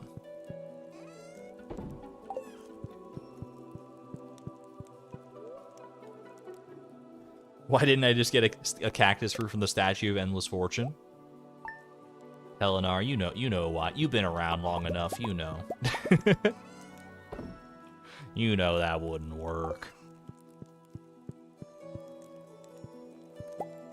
Been better about making choices about what to start. Bean Hot Pot? What is this, Demetrius's birthday? That's my best guess right there.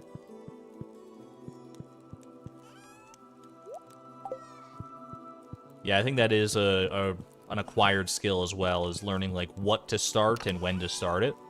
Like, you can have all sorts of different ideas for projects you might want to undertake, but you can't start them all, like, all at once and try to divide your attention too much, because then none of them will ever get done in a timely fashion. And you can't, don't want to leave them too long, otherwise you'll lose, like, the spark that you have for it, too.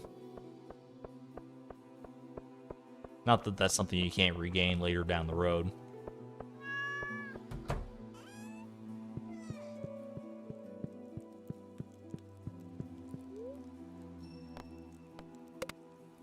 But I'm guilty of that, too. I think everyone's guilty of that, to a certain extent, as you know, it's very exciting to start a new project. Actually seeing it through and finishing that project is, you know, especially depending on how long it could take, is a whole other beast. There's a reason you hear about so many people starting something, but you very rarely hear about as many people, like, finishing something. That applies to, you know, many different facets of life, but then, you know, including, like, video games and stuff. Even just in our own little circle here.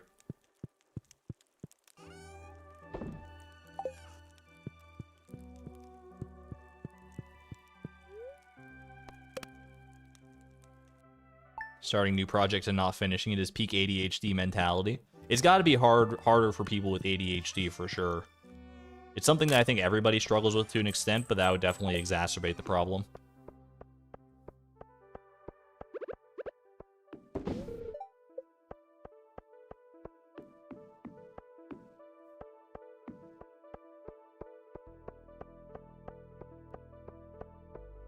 How close are we to fully befriending Elliott here?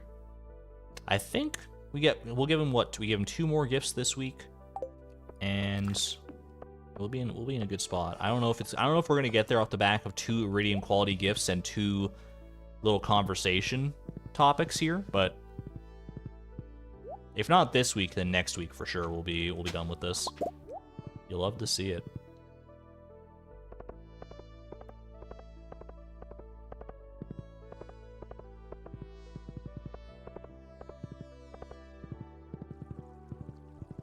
The amount of Minecraft projects he started but never finished.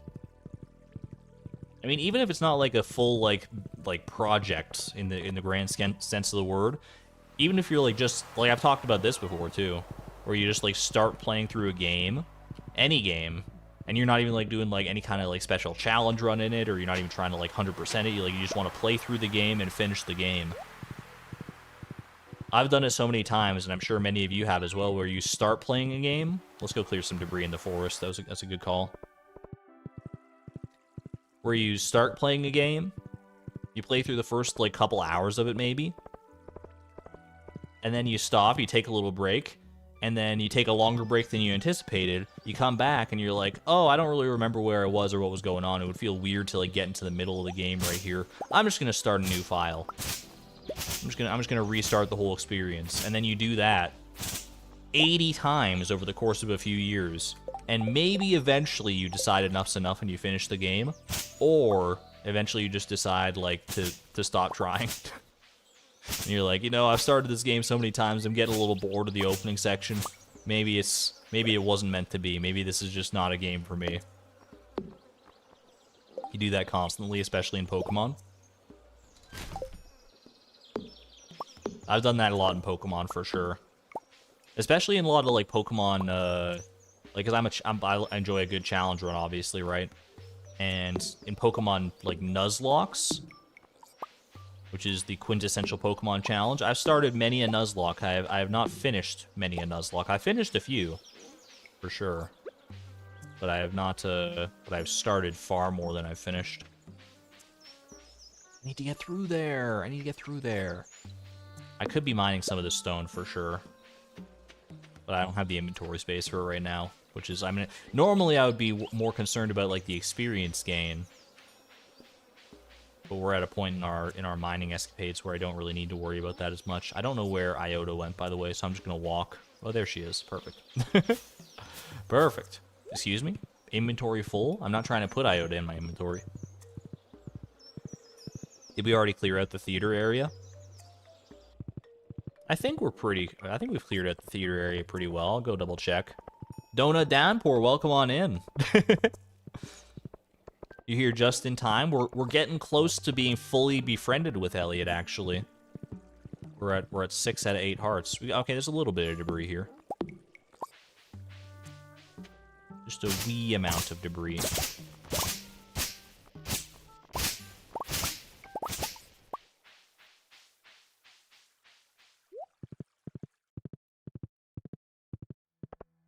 Geez, by the time we get down there, Elliott might be coming out of his own volition.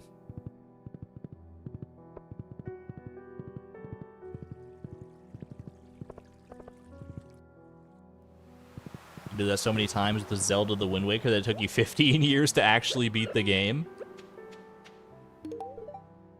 Been there, done that. I've been doing that. I've done that with like Tears of the Kingdom and Breath of the Wild. I've never finished either of those games, but I've started. Well, technically, I've only started Tears of the Kingdom once. But Breath of the Wild, it's, you know, it's a chip on my shoulder. I eventually got to finish Breath of the Wild. And I'm sure eventually I will. One day the time will come where, you know, the time is right and I'm ready to see it through. But my big problem is that I do oftentimes want 100% a game if I'm going to play it at all. And that just adds an extra, like, mountain of stuff to do in a lot of different games. Like, in something like Breath of the Wild specifically, if you're trying to 100% that one, that is a concerted commitment. Like, you need to give your, like, a significant portion of your free time to that game if you're going to be 100%ing it. Still playing Tears of the Kingdom at 200-ish hours, and you don't know if you're gonna, and you're not sure when you're gonna stop. I think I have evolved a little bit in the mentality of like that sort of start stop play style, to a point where, you know, I realized that, like, I used to be like, I gotta, you know, finish this game in a certain amount of time. Yo, it's our homie's birthday. Let's go pay them a visit. It's been a while. If we're gonna pay them a visit at any point, it might as well be on their birthday here.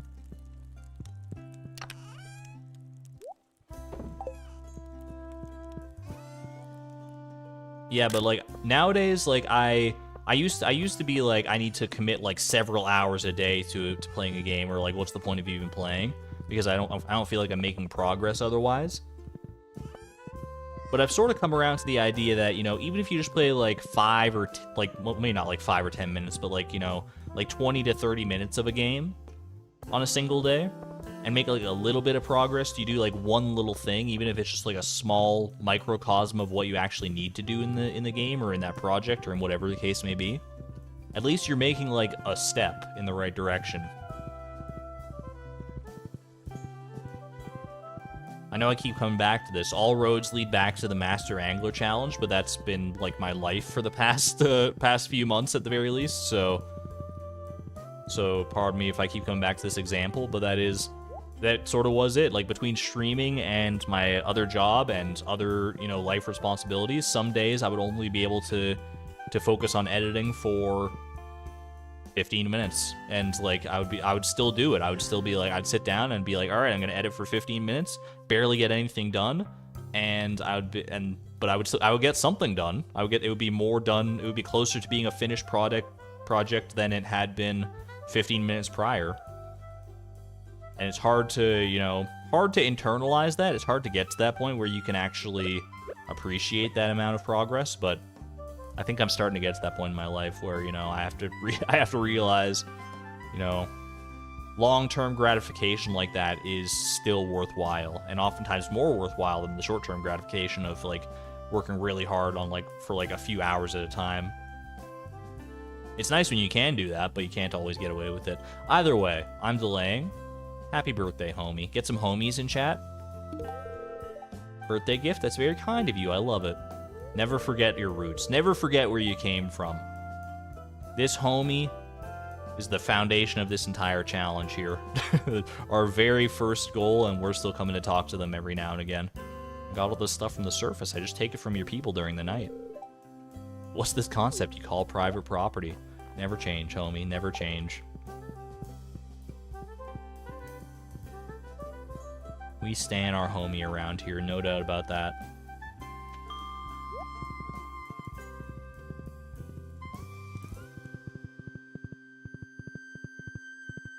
You've been working on not restarting your games completely when you come back to them. Like Minecraft, you'll go to the new spot in the world instead of making a new world. That's a good start. That's a good start, Curly Comet. I think I like that. I love that for you. And I've been going that same way myself, where, you know, if I'm away for a game for a long time and I come back, instead of being intimidated by getting, like, lost and, like, not knowing where I was and what I was doing and just starting over, I'll just dive in and be like, all right, let's take stock of things. It might take me like an hour or two to get my bearings again, depending on the type of game and what the heck I was even doing in the first place.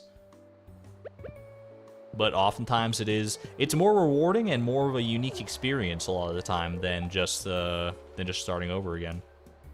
Beatrix, I know you have faith in my abilities as a writer. That means a lot to me. See, Elliott gets it. Elliott's got that vibe. Our communist homie. All right, one more gift next week. We might be able to finish this out if we just, like, came and talked to him every day.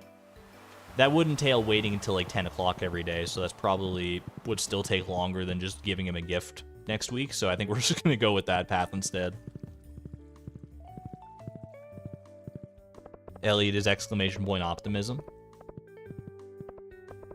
I mean, a lot of this conversation definitely does apply to Elliott and his passions of being a writer, obviously.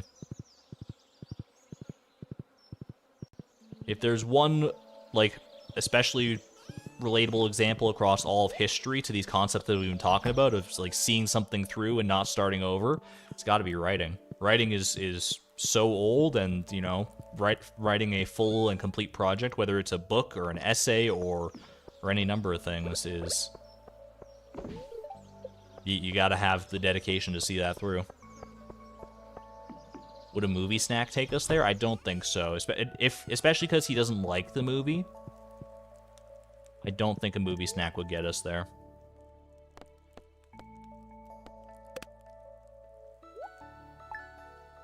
It would probably get us, like, I don't know, like, I feel like a movie snack gets you, what, like a quarter of one heart?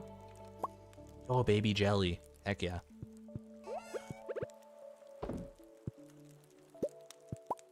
Like, a loved movie snack, even at a disliked movie, gets you, like, what, like 50 friendship points, something like that? Maybe less than that? Wouldn't be quite enough. Yeah, 50 points sounds right.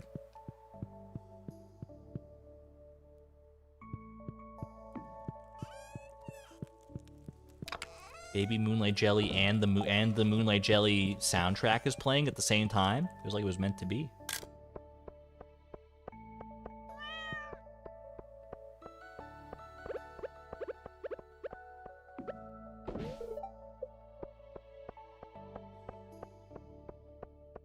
You know, speaking of snacks, I think I'm actually going to go grab a snack myself. I thought I had a big enough breakfast before the stream started here, like earlier this morning, but I think I grabbed I think I need to go grab a snack, so I'm going to send you off to the saloon, and I'll be back post-haste. I'm just going to grab a quick little bite to eat to keep me going, because I just, you know, suddenly, sometimes it just happens where you just, like, you're in the middle of doing something, and all of a sudden you realize, wow, bro, I'm hungry. I'm hungry. All right, I'll be right back. Give me one moment here. I might, because I'm going to be away for like a minute or two here, I might play an ad for you because nothing else is going to be happening. I know, I apologize, but I've got this button and I've never clicked it before of like play ads because I always feel bad, but if there's nothing else happening, I might send you for an ad here, so. I'm turning over a new leaf. I'm being less afraid of the ads, but either way, I'm gonna send you over to the saloon here. All right, be right back, y'all.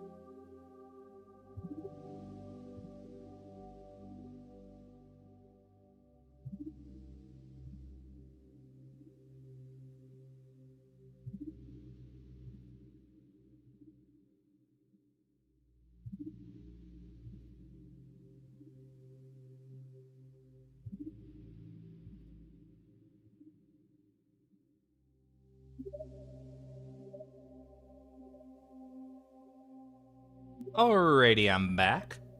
I am back in action. Got a little extra pepperoni and cheese in my stomach. How'd we do? Did anybody get an ad? Did anybody get an ad?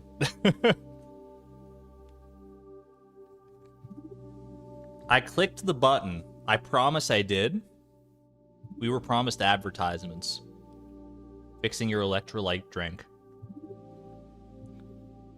Insane did get an ad. Most people did not get an ad. Holly got an ad. Holliswood got an ad. Ooh, pardon me. Several people got ads, but most people seem to not get ads. Interesting. Very short ad. Why is there a break? I just had to go and step away and get something to eat real quick. I was a little hungry. We can get back to the game, though. You got like 2 30-second ads. All the ad allocation went to you, Insane.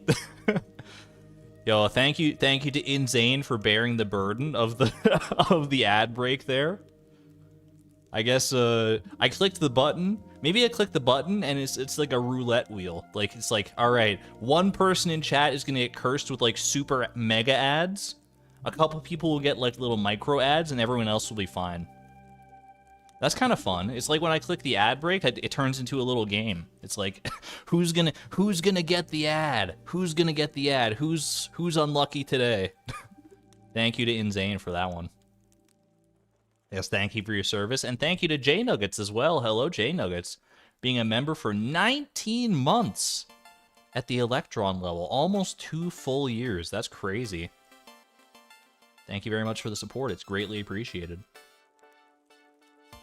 One more button push for science. I would, but I'm also about to start playing the game, so I don't want to curse anyone with that. Although I guess I am just sleeping for like the next few days, so you wouldn't really miss that much. Yeah, what do you think? Should I push the add button one more time? Just to see? Just to test it? There's not anything interesting happening in the game, really. I am also talking to you, that's true. I'm gonna...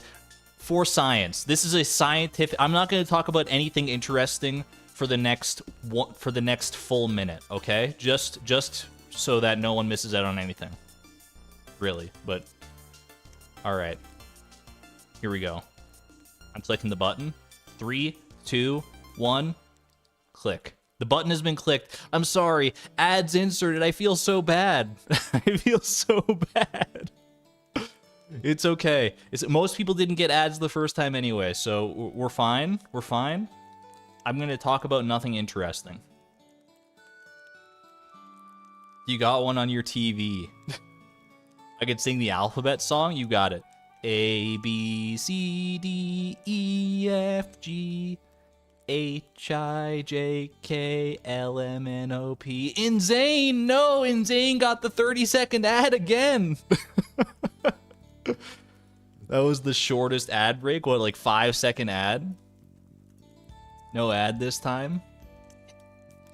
Insane, you're so cursed. I'm so sorry. Oh gosh. Screw this, I'm going back to ad blockers. I'm sorry, Insane. I won't click the button anymore, I promise. I promise. Alright, no more ads. No more ads. No, at least no more ads directly from me. If you get an ad, it's all YouTube's fault, I promise. Alright, I'm off to bed.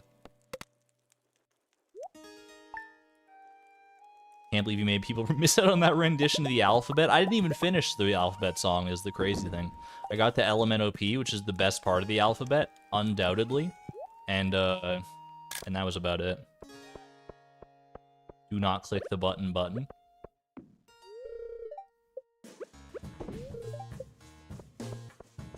I might have unlocked something inside of me, though, because I clicked the button, and I was like, ooh.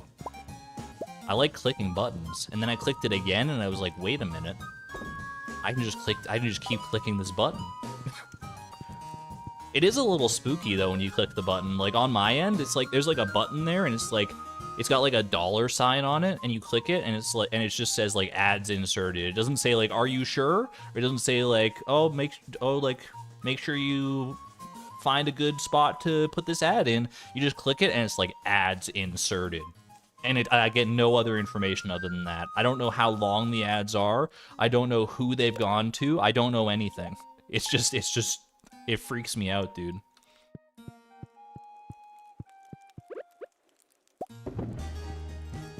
You just realized something? Real life cookie clicker, it's true. Just keep clicking the ad button and watch the number go up, except I don't see any number go up on my end. It's delayed gratification once more. People with memberships to the channel might not be getting ads. I thought that at first too, but when I asked like if anyone received ads, some people who aren't members said they didn't get ads, and some people who are members said they did get ads. So I don't know if there's any correlation there. Maybe you have a buff against the ad button if you are a member. Who's a member that got ads. I'm pretty sure I saw someone, if you're a member and you received ads during either of those times I clicked the cursed button, make yourself known. Clover Quartz did receive an ad. The entire point of subbing on Twitch is to not get ads. That is true, but I will say, ads on YouTube and ads on Twitch are not created equal. Most ads I've ever seen on YouTube, like the longest ad I would ever get on YouTube, regular quality duck feather. How disrespectful. Who do you think I am? Wait, duck feather. Is it Elliott's birthday? Surely not. 5th of fall. Is it Leo's birthday? I think the longest ad I've ever gotten on YouTube, the longest unskippable ad, I should say, I've ever gotten on YouTube, because most of the time you like wait like 5 seconds and you can just skip it. The longest unskippable ad I've ever gotten on YouTube was probably 1 minute, and it's like a very rare thing. I think it happened like one time, and like never again. On Twitch, you load up like a new person stream that you've never seen before. You're lucky if you get away with like 2 30-second ads. Most of the time when I like load into like a new person's stream, I'm a hit with like four 30-second ads. I don't know how it happens, man. I don't know how people manage. So if you have to tolerate a brief 5-second ad on YouTube every now and again versus Twitch's like 2-minute long ad breaks, I think that's much more palatable, at least in my personal opinion, than the alternative on Twitch there. Yeah.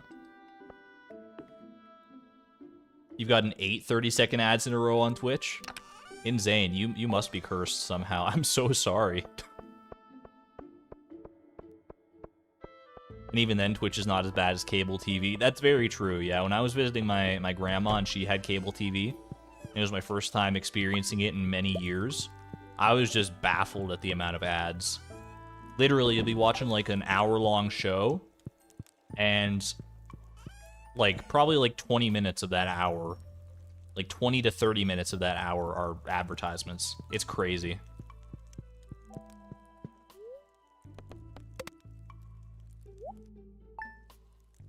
One time you got the Lego movie as an ad, like the whole movie. I have had that before, not the Lego movie specifically, but I have had like obscenely long ads that you're every time you're able to just like skip them. But I definitely remember seeing, like back in the day, seeing like, you know, a pre-roll ad before a YouTube video, and it would be like, oh, this is a 40-minute advertisement, and I'd be like, no thanks, I'm just gonna skip. I'll watch it for 5 seconds. I'll watch the slow, dramatic fade in for 5 seconds, not even knowing what the ad's gonna be about, and then I'll see ya. Yo, I'm not gonna be able to talk to Elliott today. Or wait, when does he come out? Because it's like I can't go down to the beach because it's Dance of the Moonlight Jellies, so I'm not allowed down there. They're getting the beach ready. I'm just thinking, like, if... Alright, here's where my brain's going right now. If I were... Because I could just, like, sleep and finish befriending Elliott tomorrow, but I think I can fully befriend him with, like, one more gift here. If I could get it done today, then there's a chance that our next goal would be, like, a summer fish or something like that. And that would be very sad if we got to fall first, rolled our new goal, and it's, like, catch a... I don't even know. What are there any summer fish left? Are there any like summer exclusive fish that are left? Puffer fish is not summer exclusive. You can catch that on Ginger Island. Doesn't Elliott go to the library on Sundays? He might. That's what I'm wondering if he goes somewhere. Trying to think. Is there a fish that's available in the summer? Like the Dorado is a summer fish, but we've already caught it. Ginger Island fixed a lot of summer fish requirements. We might be okay then. We've even caught the crimson fish already, so I don't even have to worry about that. Ricky says that Sunday at 5 p.m. he leaves the docks to go to the saloon. Ooh, pardon me, to go to the saloon. 5 p.m., you say? That's quite a while. That is quite a while to wait.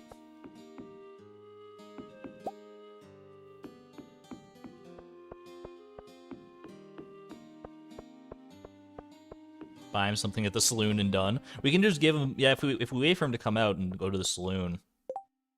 You would say rainbow trout, but I caught that already. I think we might just be good on summer fish, honestly. Like, looking at my collection and thinking about it, I think we're all right. I'm gonna take my chances here. I might regret this, but I'm just gonna sleep. I'm just gonna sleep. Here we go. Lock it in. Summer is now behind us, officially.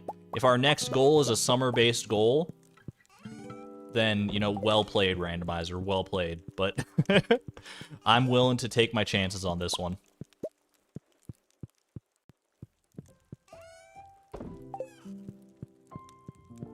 Yeah, I caught the crimson fish, I caught the Dorado, and I caught the rainbow trout. Those are the only summer fish that I can think that aren't also, like, available on Ginger Island.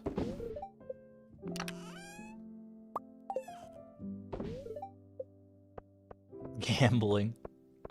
We're no strangers to a little bit of gambling around here. Just, you know, a little touch of gambling every now and then.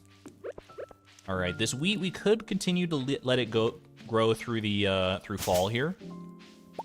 But I feel like we would be doing a disservice to ourselves if we didn't switch it up for beets. So let's go ahead and let the Junimos start harvesting this, and then we will go from there. Enjoy, my little Junimo friends. Get your scythes out. Scythes out. Knives out. Yeah, I thought about letting the Junimos harvest yesterday, but then I was like, well, it's going to grow into fall anyway, so you might as well preserve the tilled spots here, so that I can just plant the beets nice and quick. Not have to worry about setting up the whole field again. Corn maze? Ooh, corn maze is kind of tempting, honestly. I feel like in the future we could do a corn maze. I don't know if that's a right now project. Once we're able to, like, clear out these big logs and stuff out of the field, I feel like a corn maze is a much more plausible endeavor. I like the idea though, Ginger.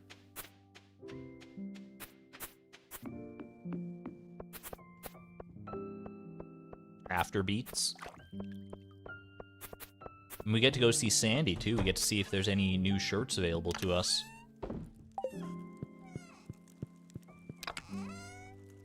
You love watching the Junimos have so much fun while harvesting. No matter how many times they do it, they are just loving life out here. You gotta appreciate the work ethic.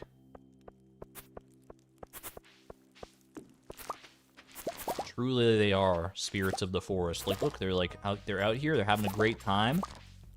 I like when they just start like dancing. They'll just like this dude stopped, he's gonna just like start dancing any minute now, I'm sure. Nope, yeah, there he goes, he's dancing. Do the little Junimo dance. They're blessing the wheat to make sure that it's prosperous wheat, nice high quality wheat. I love it. I love these little guys. He's changing color. Prismatic Junimos don't miss. We do not deserve Junimos. I don't have an argument against that, you know, it's honestly just true. Junimos are too good for this world. What do you got for me? This is like the same shirt that Sandy's wearing. This is like the exact same color. I don't know if I have that one. I'm just gonna buy it. And then beet seeds. Perfect. Lock it in. Are Junimos neutrinos? I think Junimos are apples. Match her? We could try and build a Sandy outfit for sure. It is the same color. We'd have to like do up our hair all differently if we were to cosplay as Sandy, but this is definitely like a Sandy adjacent shirt. Why are there so many wood chippers in the desert? It's a long story, Nuke Dukem. Trust me, there was a purpose for it. It's not merely an aesthetic choice. It's just, you know, you gotta do what you gotta do in this challenge sometimes.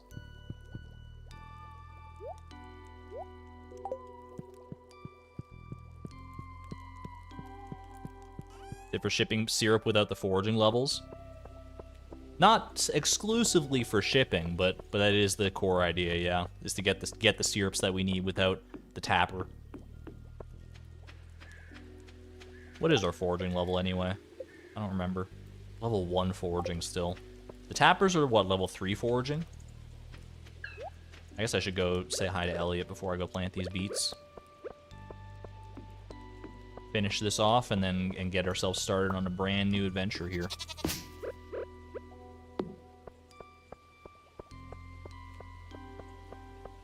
You remember the wood chippers? Never forget the wood chippers. Get some wood chipper emojis, if such a thing exists, and if not, you know, merely wood emojis will do. Wood to be chipped. I definitely have a newfound appreciation for wood chippers after this challenge.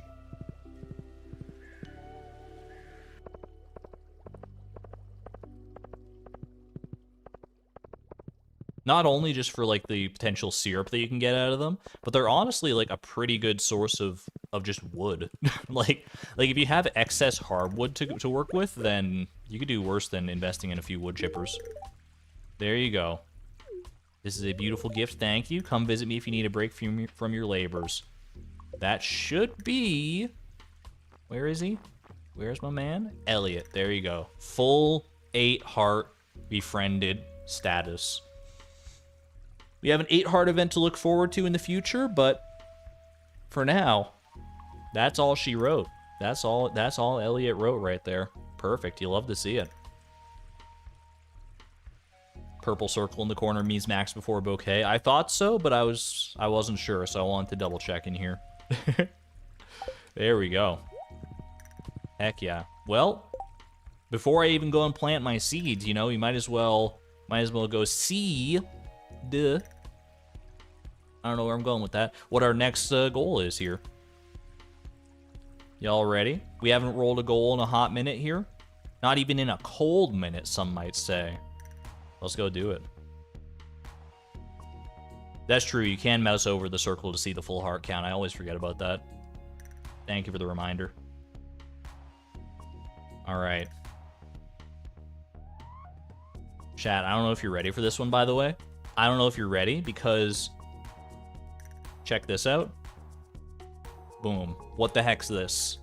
We have migrated. We have upgraded to a fresh coat of paint.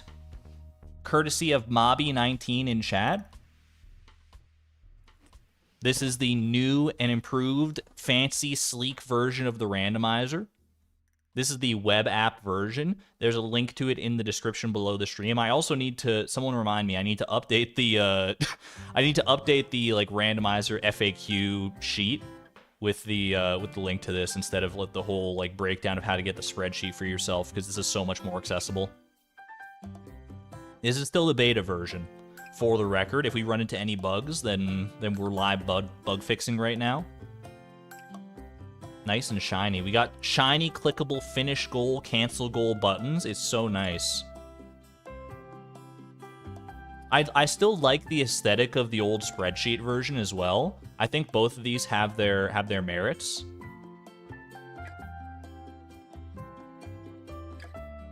But I think this is definitely a pretty good upgrade. It's gonna be faster for sure. Like when I click these buttons, it's gonna be nice and quick. The rules document needs to be updated. Yeah, I should update it in all the places, because this should be the de facto randomizer experience going forward, I think.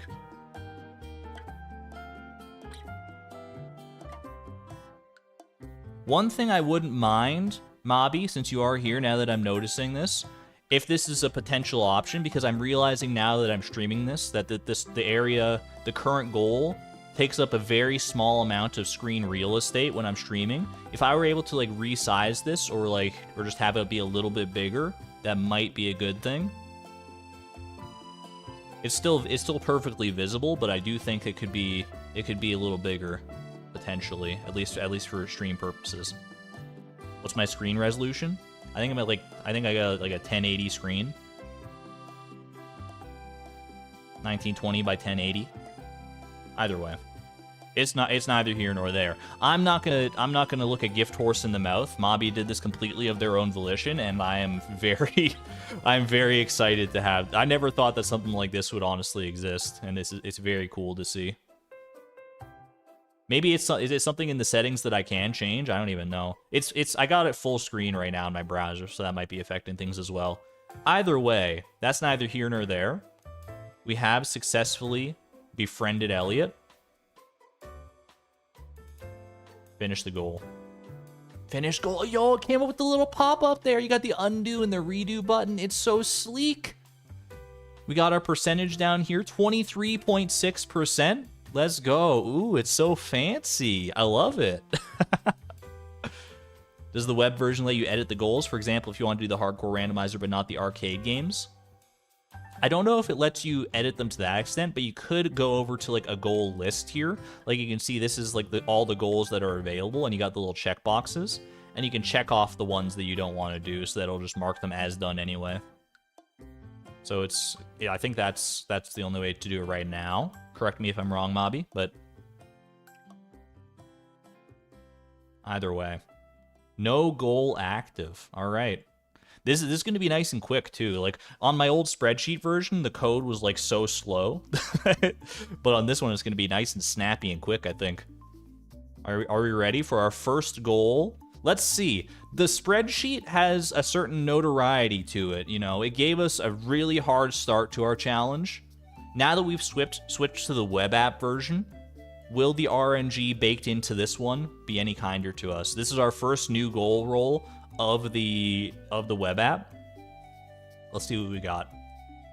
Ship an iron ore. I can do that. I can do that. It's starting me off easy. It's giving me softballs to start with here. No problem whatsoever. Easy peasy. Doesn't really unlock any special content for us, but it's just another step, just another cog in the machine, if you will. Let me write it down on my little notepad here. Iron ore. We take those.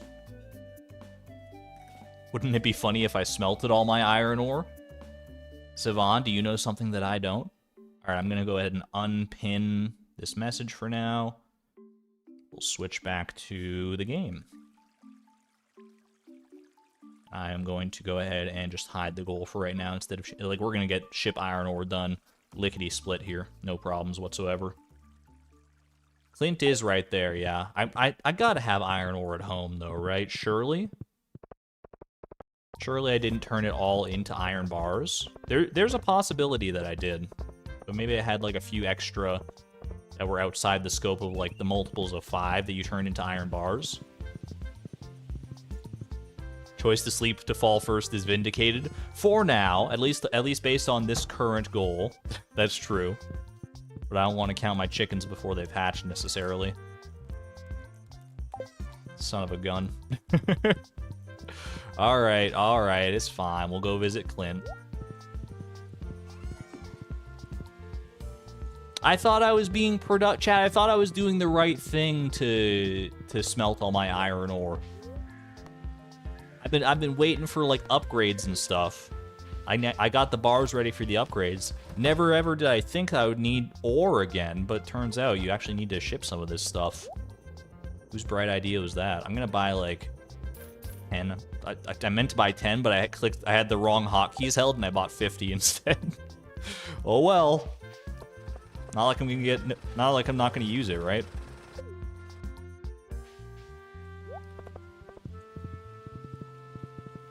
One of the only things you need iron ore for. Is it used in any, like, crafting recipes or anything like that? It might be.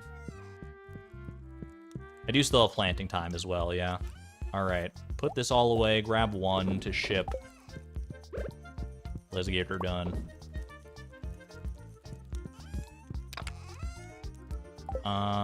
Put right in there. Perfect. There you go. Yeah, the bomb recipe. I was thinking about the bomb recipe, but I wasn't sure if it was iron ore or something else. I think the mega bomb needs, like, gold ore or something. Yeah, I guess it's like copper ore for cherry bombs, iron for regular bombs, and gold ore for mega bombs. There are other things as well, but that's the gist of it.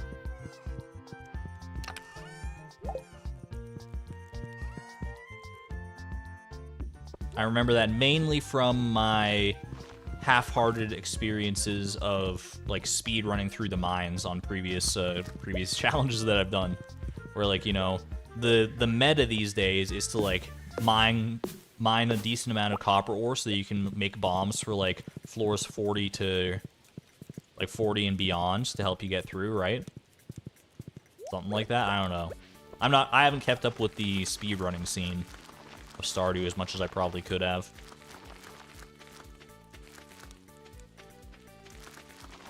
Most of my experience with the speedrunning scene, most of my knowledge of it comes from Salmence's recent video, where he went into, like, the history of, like, all the different, like, categories of speedruns and stuff. Great video, by the way. Highly recommended it.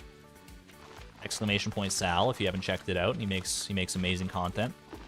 Definitely check it. Posh%, baby. I was tangentially aware of Posh% before that video. I didn't realize that it was actually, like, a category that people run. Where it's for those who don't know, who haven't seen it, Posh% is where you try and it's where you have to eat wine and cheese as fast as possible, but you're not allowed to use the traveling cart. That is the extent of Posh%. Which is, you know, it's an interesting, it's such a random idea for a speedrun. Like, I think my horse% speedrun is more sensible than that one, but that, you know, it hasn't taken off. Mostly because I've only done it one time. It was fun though. I think horse% is an untapped market for speedruns. Alright. We're good, right? I planted all the beets, befriended Elliott. Iron ores is in the shipping bin, ready to go. Lock it in, I think. Let's go. Yo, 10 gold! Let's go! I needed that. I need to recoup some of the cost of the iron ore that I just bought. Pog. Gamers, let's all pog together for this 10 gold and another goal complete. We take that. Alright. Can we get a nice quick string of goals here to make up for the length of a befriending goal? Only one way to find out. Alright. Ship iron ore, easy peasy. No problem whatsoever. 23.8%. The 24% is incoming. Before you know it, we're gonna get there. Imagine a backpack upgrade and like crab pot fish. There are so many different paths the randomizer could take right now. Seaweed, green algae, white algae, backpack upgrade, walnut room, star drop, level, even another level up of like combat, foraging, something, or like the randomizer's been locked into certain paths of doing things. It's definitely like carved out a style of gameplay for us, but there are other options. Over 400 options. Exactly, Chaotica. Water obelisk. Is today the day that we get our first star drop goal? I can only hope so. Let's see what we got today. Chip an orange. I've got spare oranges, right? Tell me I've got spare oranges. Someone tell me I have spare oranges waiting to be shipped. I'm pretty sure I do. I really hope I do, at the very least. And you know what? Even if I don't, suddenly I'm not feeling so bad about it. Because how can you feel bad when you got bees cheering you on in the background? B_boss.ogg coming out here to fertilize my oranges. Show me what you got. Bees, show me the way. Where are my oranges? Do I have any in the... I've got 23 iridium oranges. Let's go. And an emerald for Penny. Don't mind if I do. Perfect. Eat the orange? I could, and I wouldn't even feel that bad about it. The bees. I love the bees carrying the orange. They're carrying the orange all the way. Forget Mayor Lewis, dude. I got a swarm of bees carrying out all my shippables. Beatrix, I have great news. My novel is finished. I'm giving a public reading this afternoon at the library. Hope to see you there. My name is Elliott, a friend. Let's go listen to his book reading later this afternoon. All right. Give myself a B on the ad-lib lyrics there. A B. Not just because of the B pun, but... Technically, it wasn't even me. It was mostly Elliott and his rhythmic writing qualities.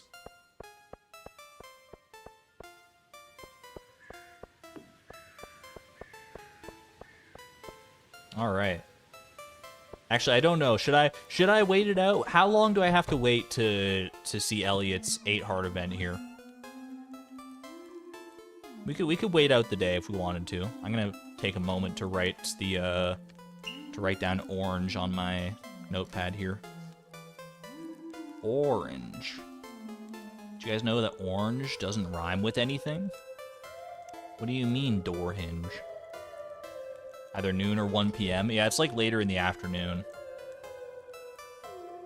Yeah, I think we go when there's like a... If we remember and there's a day that we're out and doing things anyway, I think we'll go then. Also, I can put away these gifts that I no longer need these to befriend Elliott with. Put them away in this little miscellaneous chest right now. Orange does rhyme with blorange, you're not wrong.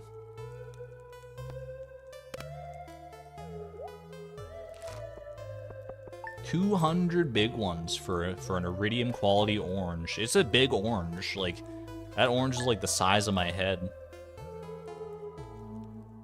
It honestly might be too big of an orange. I think iridium quality oranges are a little intimidating, personally. That would be my my interpretation of things here. Save the duck feathers for Leo? Absolutely. So much orange juice it could be. You could get like a whole grocery store size carton of orange juice from one of those iridium oranges. It's crazy. All right. Orange successfully shipped. Does that get us to 24% here? 23.9? No! It's okay. That just means that we're due for 24% next time. That's okay. Let's get it nice and quick off the back of this very next goal. What do we got here? I'm so not used to the speed of the randomizer. Like, I click the button and it's just boom there in front of me instead of clicking the button and waiting and waiting and waiting. It's so nice. Oh my goodness. Let's get it. Oh. Maybe I should have wanted to wait for this one. I could have used the anticipation rather than the whiplash of this one. It's fine. That's no big deal. It's you know, it's fitting. It's fitting. We got a big fishing challenge coming up next week. Big fishing challenge video. It's only fitting that the randomizer gives us a little fishing challenge of its own here. At least we don't have to wait for a specific season for this guy. All right, lava eel. Oh my goodness. Can I hit F5 for you? I will, Mobby, but just in case anything strange happens, I'm gonna put it here. Then I will F5 for you. F5. Yo! Legend! Mobby, the hot fix. Look at this. Look, it's bigger already. Mobby, you what a god. Absolute the most insane, amazing developer of all time. It's already bigger. Oh, thank you. Font size is now 40% larger on screens, greater than 1500 pixels wide. Yo, thank you so much. This is great. Takes up a nice amount of the screen real estate. You still get to appreciate the background of the Moonlight Jelly Festival, and it's very nice. This is awesome. Yo, claps and love in chat for Mobby for making this possible. I still have no idea if I'm pronouncing your name right every single time that I'm saying it, but you haven't corrected me yet. But huge respect in chat for Mobby for doing such amazing work here. It's really cool. This is something that will go like this is a project, this Perfection Randomizer website here. This could easily go beyond our own little community here. This could be put out to the Stardew Valley community at large, especially if there's more changes and more customizability added in the future, which is entirely up to you. I'm perfectly happy with where it is right now, and it's your project, obviously. So do what you're gonna do. But this definitely has the potential to be adopted by the wider Stardew community for sure. It's very well done. All right, I digress. Let's go catch a lava eel. Let's go catch a lava eel, shall we? One way or another. Okay, the one saving grace to this, I will say, is that in this goal, the lava eel, we don't have to worry about catching, like green algae, white algae, seaweed, none of that, because none of that is available where the lava eel is. The only things available where the lava eel is are like trash. It's like trash and that one painting in the caldera. Hold on, I'm just changing the goal thing in the top left corner here. Where is it? Lava eel. Lava eel. I know you're in here somewhere, you sussy lava eel. There we go. Perfect.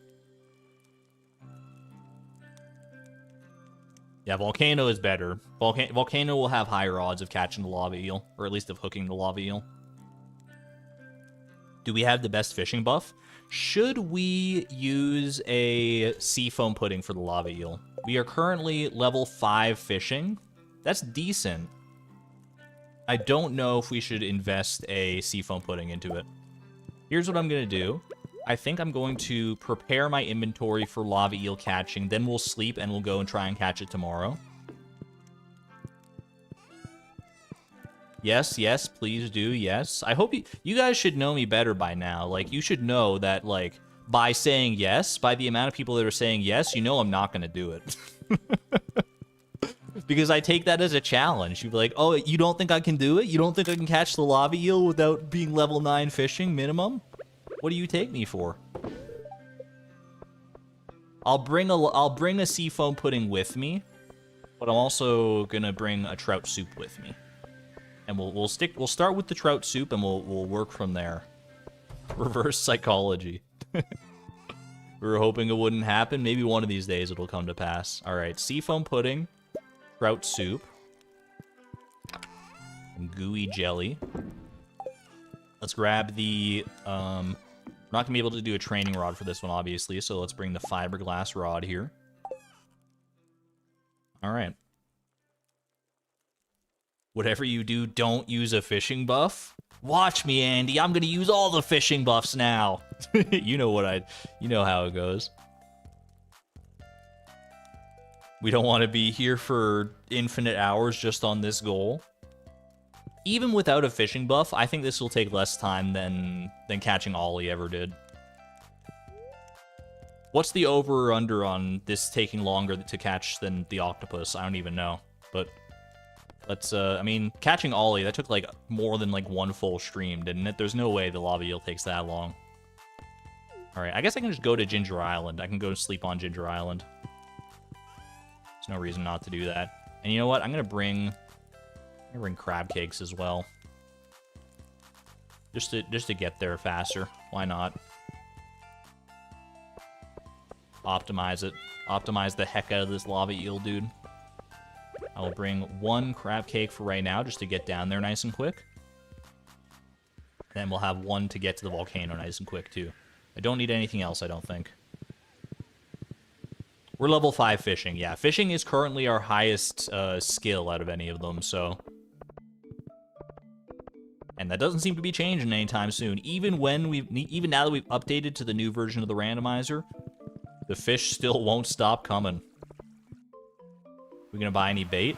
Oh, I forgot I was supposed to have, wait, where did I put my bait? Where did I put my bait? Because I have bait. I know I did. I bought, like, a full stack of bait, and I took it off because I was, like, baiting crab pots and stuff. I still have bait somewhere. Can you buy an iridium rod at level 5? I think you have to be at level 7 to get the iridium rod, if memory serves.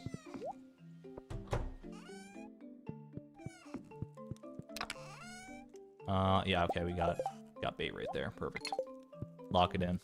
We could even go... Even got a little bit of wild bait there if we wanted to. Do we need all those tools and hay right now? No.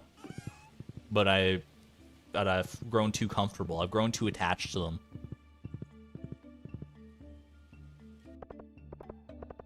And I don't really need the inventory space either. I say, and then I'll find, like, artifact spots all over Ginger Island, and there'll be things that I want to pick up, but I won't have the inventory space to pick up because I'm being too stubborn about it. Case in point. We're not even on Ginger Island, and we're already getting artifact spots.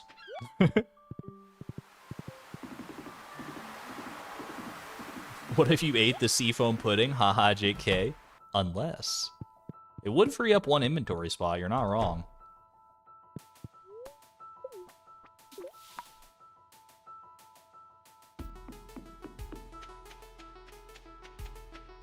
Feel lost without Iota at my side here. One day we'll get the horse flute, and then we'll be able to solve that problem on the island here. But treasure, though? Ooh, speaking of treasure, holy moly. I forgot that our mahogany forest was alive and well out here. You'll love to see it. Alright. You know what? We got a chest on Ginger Island. We might as well make use of it. Fine. Fine. This once, I'll do the optimal thing here. Alright, we're gonna set up my inventory like that so that we eat them in a good order here.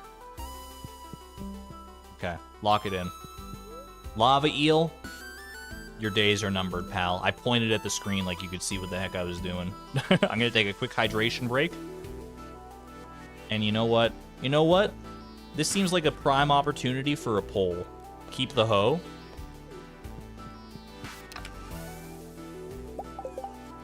Done. Seems like a prime opportunity for a poll, though. Start a poll. How should I word it? How many attempts for the lava eel? I'm gonna classify an attempt as like the lava eel bites, and we get a chance to actually catch it. How many attempts for the lava eel?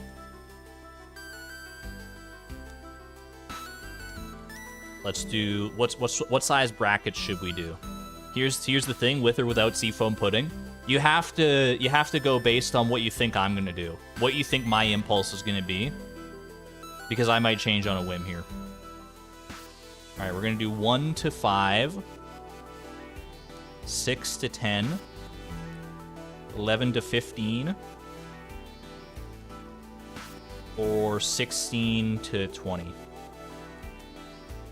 I could just do 16 plus, but that's too easy. We got to keep these brackets bounded. So if we get to 20 plus, then everybody loses.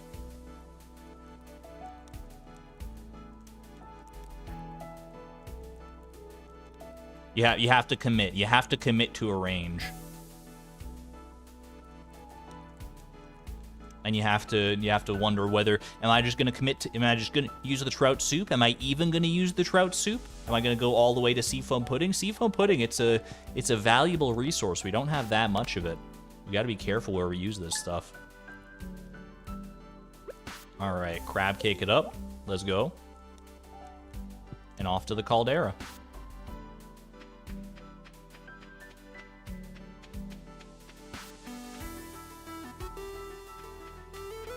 +16 is too easy. Maybe too easy is the wrong terminology. It's too like skewed. Like each of the other like brackets of the poll would have like 5 possible options where you could win. 16+ has infinite options where you could win. Even if none of those options are likely to pass, because we're just going to catch it first try here. Mathematically, it just makes more sense this way. Hello, Forever Pluie. Welcome on in. You are here just in time. Hello, lava eel, my old friend. Listen, the syllables don't really work for that one. All right, trout soup it up. Trout soup it up. I would trout suit it up as well if I had a trout suit. But I hear those monkeys making kicky feet in the lava. You hear that? It's putting me on edge a little bit. Oh, all right, first try here. First try. You only get one shot at a first attempt lava eel here. You only get one crack at a first attempt. Make it count. The music is helping, honestly. It's helping. Like it's hard or something? Is this supposed to be, Chad, is that supposed to be hard? I thought that was supposed to be like one of the hardest fish in the game. That's crazy. Anyway, we're done. We out of here. Congrats to the 47% of chatters who believed, and to the even fewer percent of chatters who believed that it would be the first try overall. There we go. Beautiful. Now do it again. I would, but I just don't want to. I don't want to risk getting too much fishing experience. Is the thing. I definitely could. Like, it's not because I'm afraid that was a total fluke and that I would never be able to replicate that. But you know, you know how it is. Now build a fish pond for it. We definitely should put this guy in a fish pond. Get ourselves a lava eel fish pond going. I think that's a great call. Quick hydration break, because that was... Ooh, that was so intense.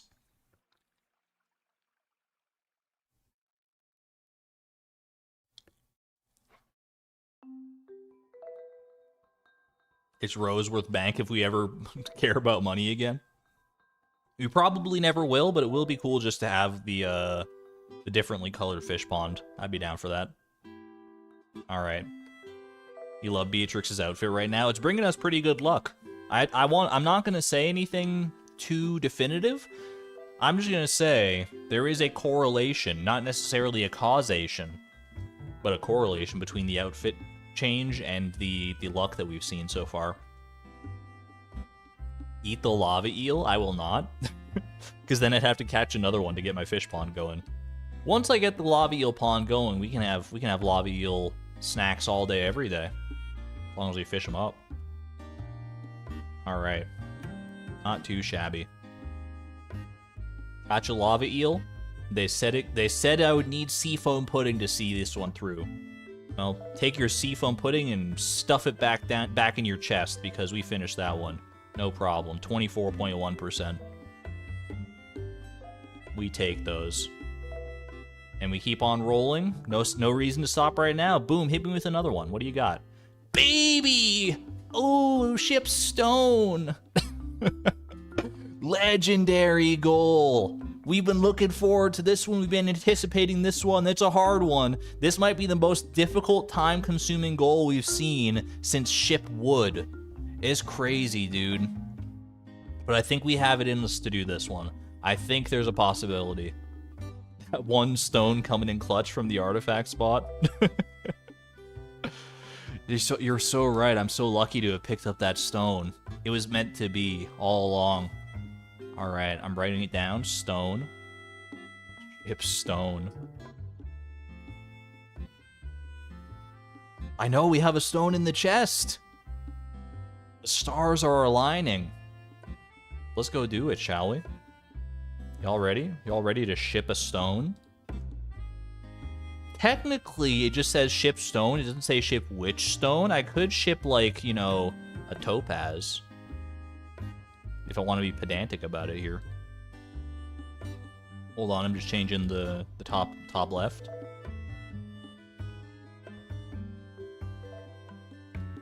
Ship stone.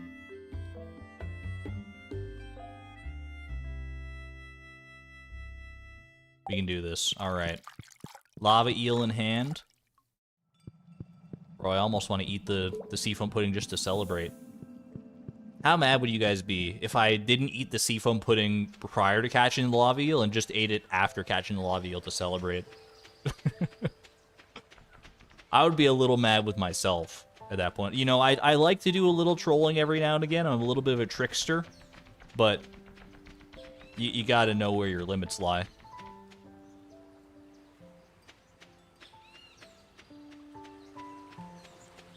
Still better than eating the lava eel. True, truant. All right. Go grab all of our goodies here. I'm just gonna sort out my inventory the way I like it here. So we do this, this, this, this, and the other three don't really matter. I've got 3 stones. Oh my gosh. Yo, I have iron ore out here too. I guess I can bring that home with me. Iron ore, copper ore, and a little bit of stone to boot. We're gonna make Lewis work for this one though. I'm still working off the headcanon that he comes every single night to clear out my shipping bin. Maybe that's not even a headcanon, maybe that's just true canon. And I hope that it's the case on Ginger Island as well. He's gonna have to come all the way out to Ginger Island to grab 3 stones out of my 3 little pebbles out of my shipping bin. Ooh. Why do I carry around the sunflowers? They're my food. They're my food source. I haven't had to dig into them too much, but because, you know, I'm not really doing that much that requires energy. But for now that, excuse me, what the heck? How does space-time work? I'm scared. How did Willie get outside that fast? I was wondering, like, where Iota was, but then I remembered we brought her down here the previous day. It's all good. Yo, Maggie, welcome on in. Good to see you. You're here for the most pivotal, impactful goal of the entire challenge up to this point. We are shipping stone today. This unlocks a whole new world of possibilities. Dare I say it? This changes everything. All right. I don't think I have it in me to clear out any of the current fish ponds that we have to make room for the lava eel. So I think we honestly are just going to go build a new fish pond. I think that is the... Well, first let me go ahead and put away my fishing rod in the right spot here. And get myself sorted out.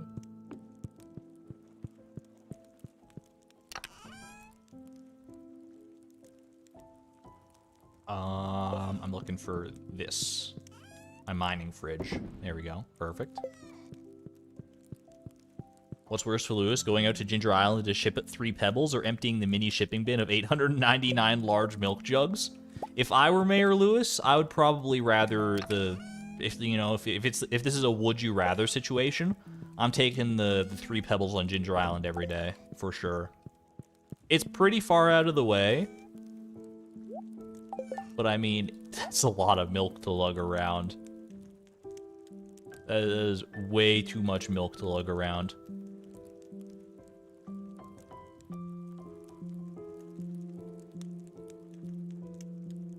Wait, what are you asking, Mobby? Hold on. Did you ask me something and I missed it?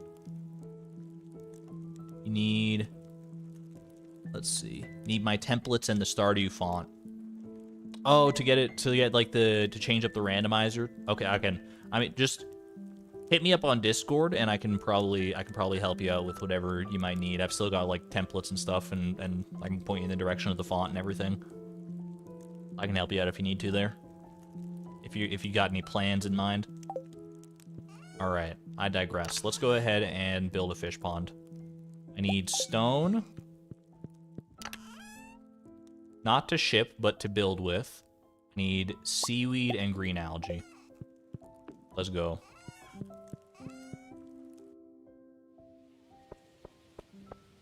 Craig's cousin. Is the lava eel and the regular eel, are they related? Or do you think they evolved independent of one another? I think that they must be related, right? Craig's cousin has finally come home. Imagine if we could put them in the same fish pond. That would be so hype.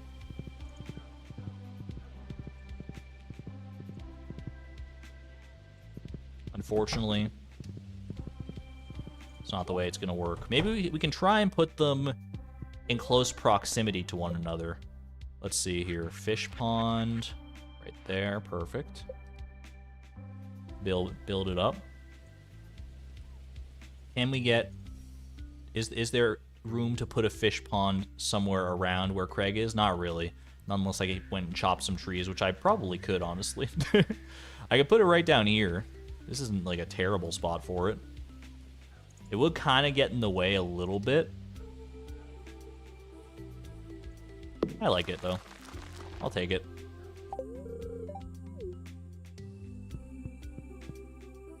Greg the Scarecrow. Yeah, Greg is a scarecrow. We can't use that name for the lava eel at all. Hold on, I'm gonna hit you. You know, we're all about the randomness in this house. Let me... I have a random fantasy name generator. Just like... as just bookmarked for D&D purposes mainly back in the day. Let's see. What kind of name do we want for our lava eel? Food name? No. Do we have fish name? Fungus name. Dinosaur name. Dinosaur name. I don't think I'm gonna call my lava eel Prenocephalomymus. I don't think that's a great, easily memorable name.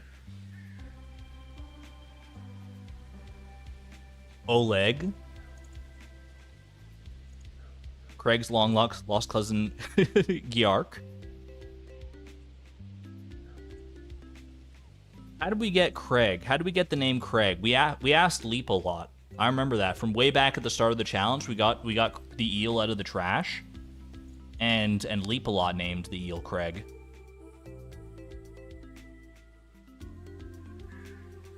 Random name generator. Generate me a random... I'm just going to generate a random, like, real person's name. Give me a random human name. Random name generator. Hit me with it. Behind the name. Random name generator. Masculine or feminine or ambiguous. We're going to go ambiguous on this one. Generate a name. Kevin. It gave me Kevin. I don't know if Kevin is that ambiguous, honestly. But it does kind of fit. Oh, Kevin the lava eel. Wait, it's kind of perfect. It's kind of perfect. Why is Kevin the lava eel? There you go. Kevin and Craig. Together at last. How is Kevin ambiguous? Don't take it up with randomnamegenerator.com or whatever this website is, not not me. I'm also going to close out of this website in case it decides to serve me like a random pop-up ad and jump scare me.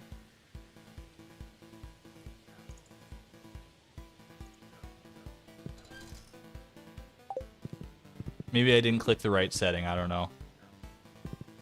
You've heard of some girls named Kevin before? Maybe we just need to expand our horizons. Maybe Kevin truly is an ambiguous name, a gender-neutral name. They offer Kevin and Craig. Kevin with a C and Craig with a K. Honestly, it's a little too cursive even for me.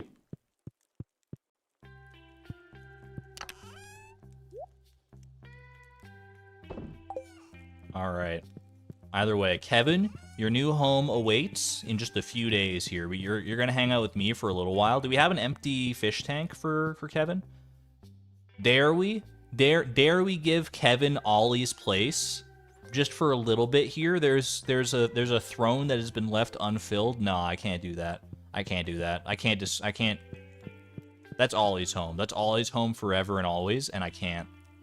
I was thinking about it. I was like, you know, the lava eel. Lava eel is a pretty prestigious fish. I think Ollie would be okay with it, but I don't want to presume what Ollie would be okay with. So Kevin, you can sleep in my bed tonight. Why did I even think about it? I don't know. You know, it was a lapse of judgment. I apologize. I feel like they'd be good friends. 6 gold, Pog. Let's go. Yeah, we'll just get to know Kevin over the next few days. He'll hang out with Beatrix. That's fine. All right. There we go. Stone successfully shipped. Let's go get a new one. Totally forgot that we need a new goal. We got lost in the Kevin lore. That we forgot that there was even like a thing to do here. All right. Let's do it. Ship stone. It was a roundabout journey to get there, but the stone was successfully shipped. Thank you, Mayor Lewis, for making the long pilgrimage to Ginger Island for that one. You'll love to see it. Also, is this a progress bar that I spy in the bottom corner here? Is this gonna fill up all the way? Is that roughly 24.3% of my screen? I think it might be. Sneaky, I see you there, Mobby. I see you there. All right. 24.3. Let's move on to 24.5, shall we? Hit me with it. Ship a spring onion. Do I have spring onions? Wait, do I have spring onions? It's not that bad if we don't. Like, we have to get through fall and winter. But I don't know if we did. I don't know if we ever picked up any spring onions. I honestly do not know. Let's go find out. We'll go scour every available source that we can find. Spring onion.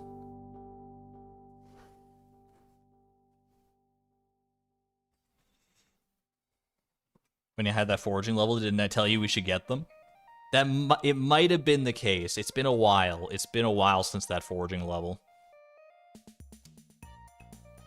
I mean, one way or another, we're gonna have to get spring onions. It's just, is it gonna be an immediate goal here, or is it gonna take a little longer? Let's figure it out together, shall we? I'm gonna prepare. I'm gonna hope for the best, but prepare for the worst. Let's set up the spring onion in the top left corner there. Spring onion. Perfect. All right. One of the easiest things you could ship as your very first goal if you got it. Is it gonna go that way for us? Spring onion.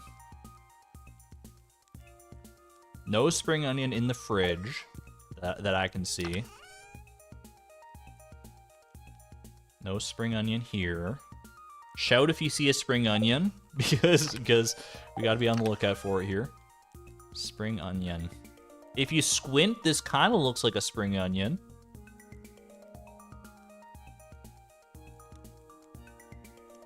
I'm getting a little nervous, chat. I'm getting a little nervous. Just a little nervous. We'll check every chest. I'm pretty sure like I wouldn't have put it in one of these like other weird chests here. There's nothing down in here. Let's just scour. Just keep looking. Just chat, you gotta have faith. You gotta have faith.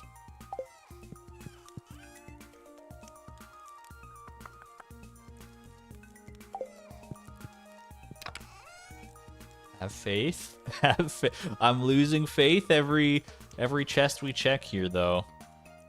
Over 20 years and I did not pick a spring onion. I think we might be hooped on this one. I think we are without a spring onion. I got 2 prismatic shards, but no spring onions here. You kidding me? A lobster for Elliott as well. Maybe we should go see his book reading today because it's his birthday. Yeah, I think we're out of. We got no spring onions. I will check down at the Junimo huts just to be sure. Free lobster, baby. Funnily enough, lobster is like the only crab pot fish that I can currently catch.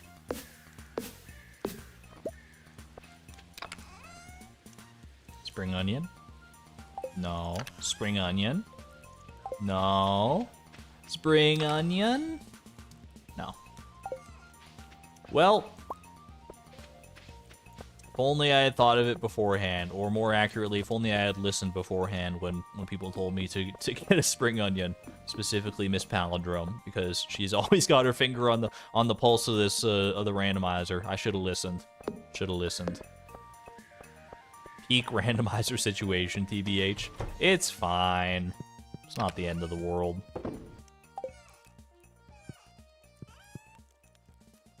Why would it be in the Junimo huts? I didn't check the Junimo huts themselves. I just checked the chests around the Junimo huts. Check the Ginger Island chest? I could, but I don't see how there would be a spring onion on Ginger Island.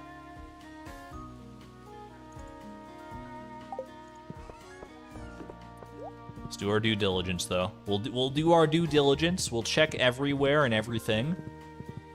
It's a long way for a spring onion to go, it's true, but maybe there was a glitch in the Matrix, I don't even know. Let's go double check here. At the very least, we can use this opportunity to burn some time if we want to go see Elliott's book reading and give him his lobster as well. It's going to be the best day ever for Elliott, but for Beatrix, it's a bit of a bummer here. Yeah, we can reopen the resort too, why not? Let the people vacation if they want to.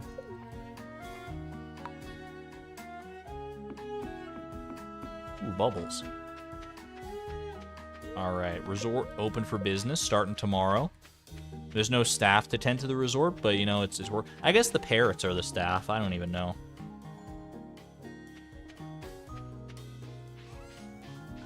Pure desperation. Spring onion. Could you imagine? That would have been the ultimate play right there. No luck. No dice.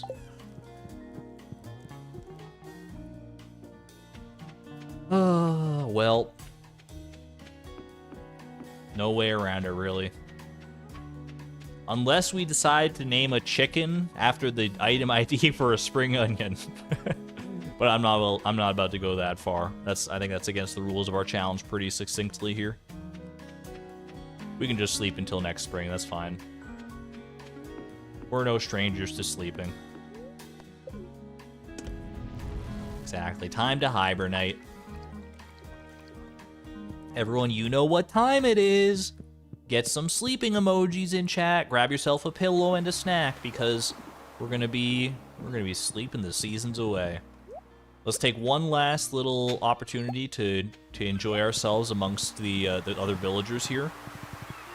We'll go see Elliott's book reading this afternoon. We'll give him this lobster. Actually, I can go give him the lobster right now.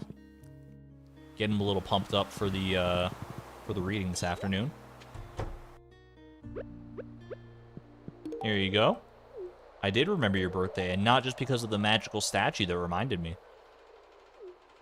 Who's at his writing desk all night? He's writing even up until the day of his book reading? Cutting a little close, aren't you there, Elliott? I guess he's only doing like a preview of it. Or is he reading the whole thing? I don't remember how it goes. Yo, Clover Quartz, thank you for being a member for 19 months at the Electron level, by the way. Huge amount of support. Thank you. Does it still say blank book? Let's check. Thank you for the sleeping emojis. It'll be spring before we know it. Don't you worry about it.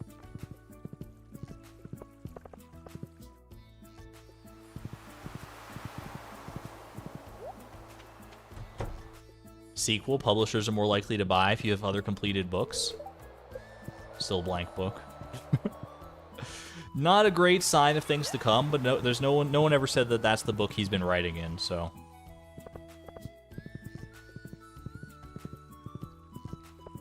Is that true that if you have like multiple books ready to go, like a full like trilogy of books, publishers are more likely to take you up on it? That seems like quite the risk. Like, you're investing a lot of time for, like, for just the potential of getting published. Have a good one there, Sahirva. Thanks for hanging out. I don't think 12 p.m. is when it starts. Nope, not quite yet. The sleeping Tim Biebs. Oh, I love that emoji. Depends on the genre and the publishing house. That makes sense. There's got to be diminishing returns at some point, though. Like, if you come with, like, a book and you're like, hey, I've already got a sequel written, maybe that'll get you a little bit of extra incentive with the publishing company. But what if you show up and you're like, hey, I'd like to see if I can get this book published. By the way, I also have 12 other books in this series that I've written, so don't worry, I got you covered for the next however many years. I feel like they're going to be like, what the heck? This person's crazy? Someone call security? Get me out of here. All right, 1 p.m. Oh, book reading. Let's go. All right, everyone quiet down, quiet down. It's getting ready to read. I made it. I did. Just in advance of my long sleep. Feel so relieved to be done with my book. It's like an elephant's been lifted off my shoulders. Great metaphor. Great metaphor. I better get started with the reading. Wish me luck. You got this, pal. Ooh, good music. Good afternoon, everyone. Ever since I was a young boy, I've dreamt of becoming I thought it said I dreamt of becoming a winter, and I was like, no, Ellie, you're already messing it up. But I just misread it. Dreamt of becoming a writer. When the time came for me to leave home and start my own life, I moved here. I was drawn to the peaceful beauty of the valley and hoped the days of quiet reflection in this idyllic atmosphere would fan the literary flames. After countless hours scribbling at my writing desk, I present to you my first book, Blue Tower. It's a mystery novel set in a surreal dystopian future. A man has written the next Hunger Games. Chapter 1. From the shadows emerged a man, radiating with enigmatic omniscience. Good evening, Mr. Liu, he said, the corners of his mouth quivering. Liu seemed astonished. How did you know my name? Chills? Bro, I've already got chills. He's got me hooked? I need to know! Liu checked Genu's pockets, then stood up and walked into the bedroom. He quickly found the small golden key that he was looking for and slipped it into his coat pocket.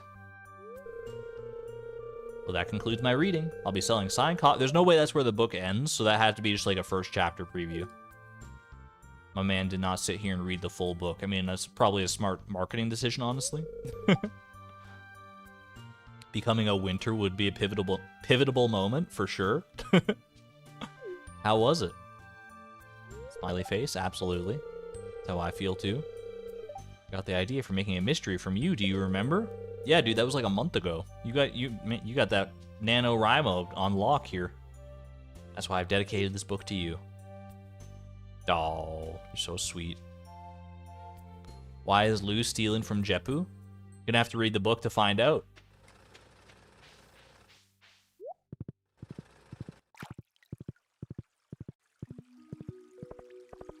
Maybe now it's not a blank book. Do you think there's a chance? Do you think there's any chance?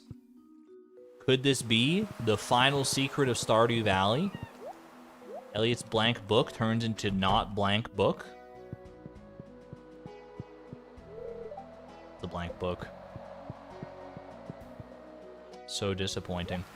Game ruined, 0 out of 10. My immersion is broken. Have a good one there, Jerry. Thanks for hanging out. It would have been such a good moment, though. Could you imagine you right-click it and it's like it's no longer blank book? It's like Elliott's preliminary copy of Blue Tower. It's invisible ink. You know, that does protect against, like, plagiarism. You can't plagiarize a work if you can't read the work. Apps Temple. Alright. Well, there we go. Hope you enjoyed that little outing, everybody, because that's the last one we're going to have for a while. Sleep time begins now. We will step outside to make sure our animals are well fed and all that good stuff, but for the most part, we're just gonna do like our daily interior chores here. I will make sure to drop Kevin into his new home as soon as it's available here, which might be... Is it going to be today? Probably not, right? I think we have to wait one more day at least. Nope. All right, it's good to go. Perfect. There you go, Kevin. I should grab you a sign. Have I been allowed to craft... I'm allowed to craft stone signs. I remember that. Do I have any other signs that I can craft? Stone sign. I can craft a wood sign as well. Do we go wood sign or do we go stone sign on this one? Gotta be stone sign, right? We went from catch Kevin right into ship stone, so it's only fitting.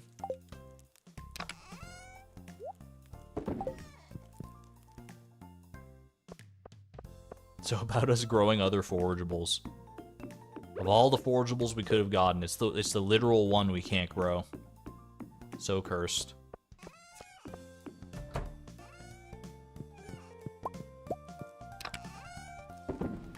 Does that mean I'm gonna learn my lesson and grow the remaining forageables that I might need? No. I'm just gonna sleep. We're missing some of those since we have to go through 2 seasons. Yeah, but that's like a lot of work. I don't know if I'm in. I don't know if I'm here for that. Like we have most of the forageables already. Look, we got like we got most of them already. We got a pretty good supply. We'll figure that out when we come to it. No big deal.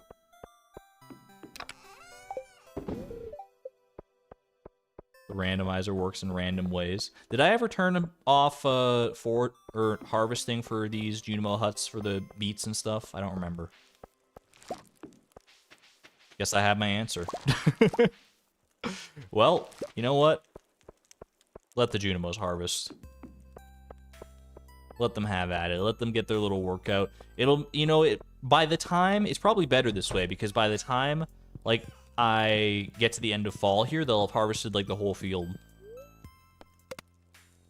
In, like, the brief stints that I'm awake every day, they'll have plenty of time to do that.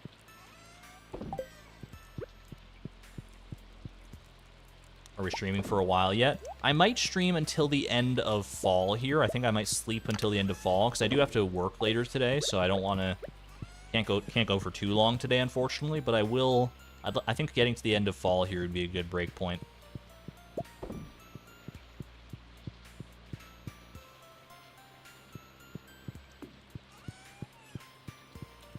I could do that quite quick if I forsook some of these chores here, but I'm a creature of habit at this point.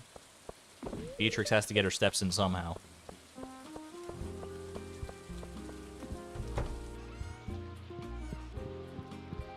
Anyway, how are you doing, chat? We're gonna be here for a minute, so, get cozy, get comfy, get your fresh banter topics out here. Start asking me crazy questions like, are flowers real anymore?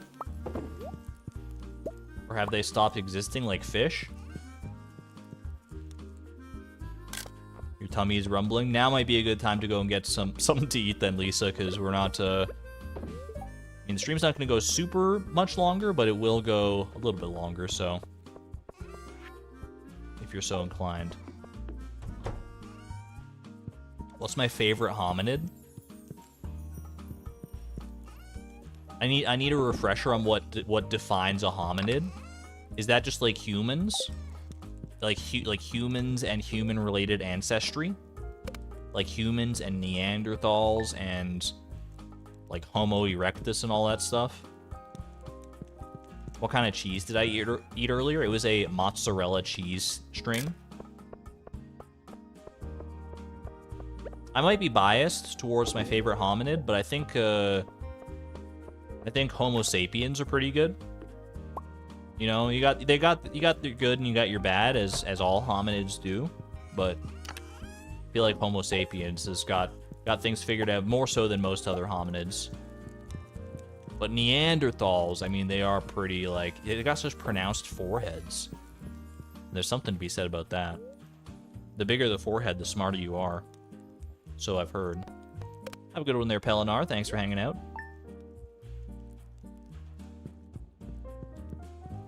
Yo, Alope. Sorry to hear that you've been having a bit of a rough week, but I'm glad that I can help ameliorate it in any way that I can here. Hope it gets better for you.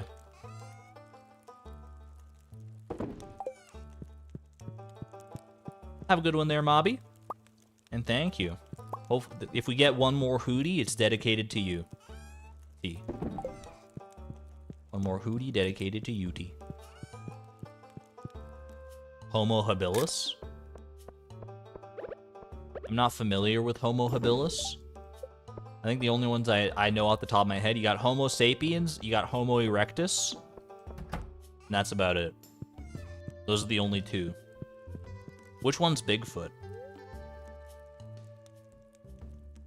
Or does Bigfoot not get a scientific classification because it hasn't been proven to exist yet?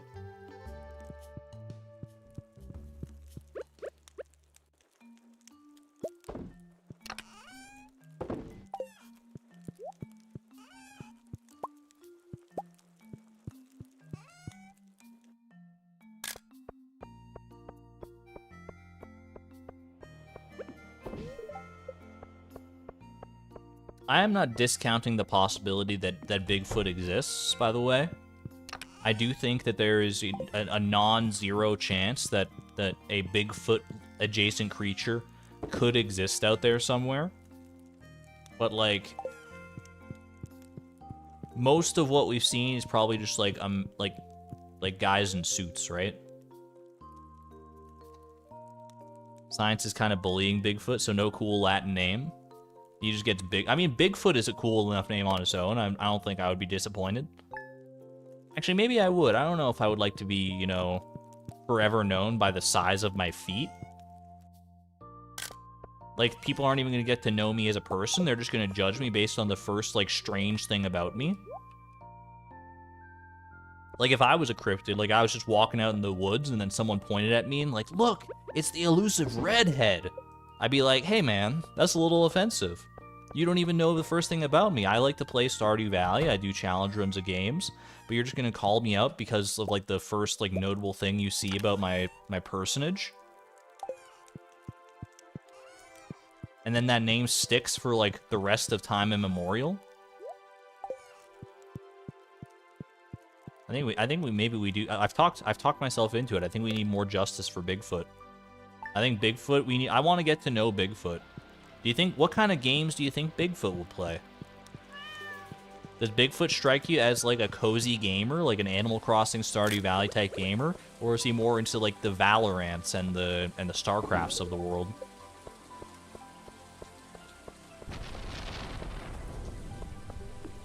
Yeah, what are Bigfoot's hobbies? The only hobby that I know he has for sure, he likes to hike. He just likes to hike around and he's kind of like a prankster, I guess. Oh no. What if we live in the worst possible timeline and Bigfoot is like a YouTube prankster? What's going on, guys? Today I'm gonna go ahead and do the scaring and killing hikers in the national park prank. I can't. Nah, Bigfoot's. There's no way. Bigfoot wouldn't do us like that, would he? That would be so cursed. Bigfoot probably plays D&D. I would hope so.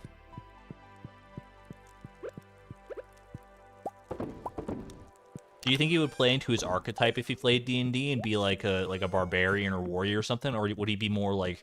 I would love to see a Bigfoot wizard. That's all I'm gonna say. I think that's an untapped market.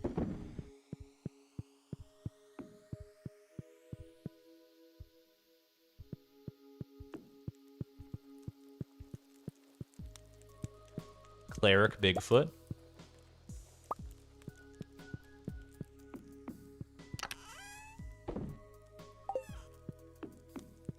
What's your guys' de facto class? There's like the 4 like archetypal classes that most like modern RPGs are kind of like built around. You got your warrior, rogue, wizard, and cleric. Those are the 4. They create like sort of like a chart that you can place yourself on. Where do you place yourself on that chart? Are you like all the way wizard, or are you like a little wizard, little cleric? Are you little wizard, little wizard, little big planet? What the heck am I even saying anymore? I don't know. Paladin or monk? Paladin is like the breakpoint between warrior and cleric. Any of the like new classes and stuff that have been added can be categorized based on like those 4 basic archetypes, right? Paladins deserve a class of their own. I mean, they have a class of their own in many different incarnations. I'm not saying the other classes don't deserve classes of their own. I'm just, because I think there is enough like design space that, you know, like paladins and monks and artificers and all this stuff, they definitely, you know, have earned their right to be distinct classes from one another. But you can't deny that there is some overlap there for sure. Like artificer, I would place, where would I place like artificer's kind of a tough one, but I think artificer is a wizard rogue combination. I would say artificer is wizard slash rogue. How much wizard, how much rogue? It kind of depends, but that feels right to me. Wizard plus bard. Bard is just wizard cleric. Bard is wizard cleric. And you can't convince me otherwise.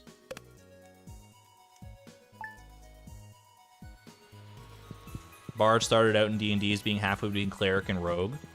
I guess I could see that, cleric and rogue as well. But if Bard is cleric rogue, then what's cleric wizard? What's halfway between cleric and wizard, if we're going off of this? Because that's kind of where I fall personally. Like, I definitely tend towards, most of the time if I'm playing an RPG, I like the clerical style of gameplay. I like having the healing spells. I like being able to like help my teammates and not like... I want to be the kind of person that like gives my teammates moments to shine, which definitely places me in like a bard or cleric type role a lot of the time. Druid? I guess Druid would be cleric wizard. That makes sense.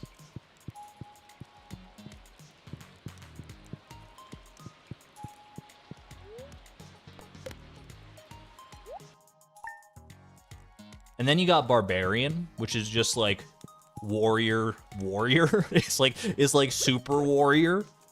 Barbarian's not a cross between warrior and anything, it's just warrior in itself. It's like, I loved warrior so much that I made a warrior. and we love them for it. Barbarian was actually the very first class that I played when I got into D&D back in the day.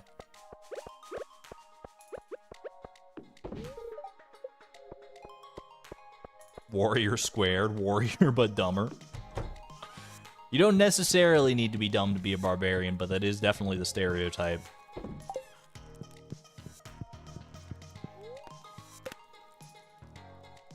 Shoutouts to anyone who's ever tried to play a bard-barian, bard/barbarian crossover.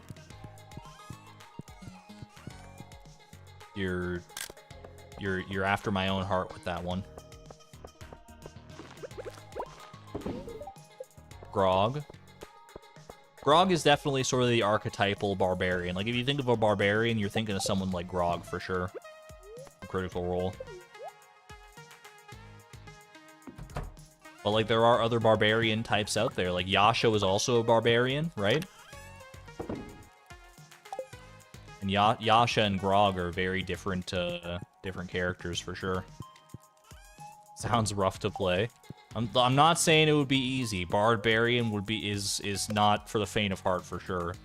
If it's your very first time playing, I would highly recommend, number 1, don't multi-class.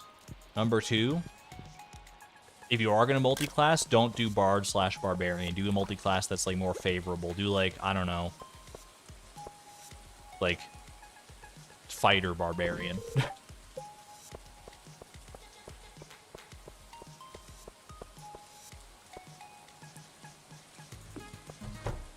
Never really liked playing D&D because of the dice rolls. That is interesting to me, Lisa. Dice rolls for a lot of people are the main draw to D&D. Maybe not the main draw, but it's a big part of the draw, getting to roll dice that decide your fate. It's a lot of what we're doing in this challenge here. I mean, people tend towards randomness a lot of the time, whether they like it or not. There's a time and a place for randomness, no doubt about that. Ooh, spaghetti. But for me, the time and place for randomness is everywhere and always, except like maybe in, you know, in more like serious adult situations. Like, I don't want that much randomness and variability in my taxes if I can help it. Like, if I'm doing my tax return and I roll a natural 1, and it's like, oops, you owe $10 million to the government, I'll be like, well, maybe we could do without randomness this one time. Spaghetti is a gift for Robin. Yeah, I think it's her birthday. You want a sure thing in role-playing? If you said it, you did it. I can understand that, and I think if you're playing with the right kind of people, you can definitely make something like that work. The problem is that, like, some people will take that and have, like, a whole big power fantasy about it. They'll be like... It'll be like, you know... Your game master will be like, you're going up against this, like, big, fiery demon creature, and you'll be like, I shoot my bow directly into his heart and he dies. And the DM will be like, no, that's not really how it works. And he's like, I said it, so I did it. And I don't think that's where you're coming from, Lisa, but I definitely think there's people that would, you know, take it way too far and be like, this is my game, I'm gonna have fun, and I don't care if anyone else does have fun or not. Because at the end of the day, D&D is like a community experience. It's a game that you're playing with other people, and you want everyone to have fun, not just for it to be your own, like, your own fantasy.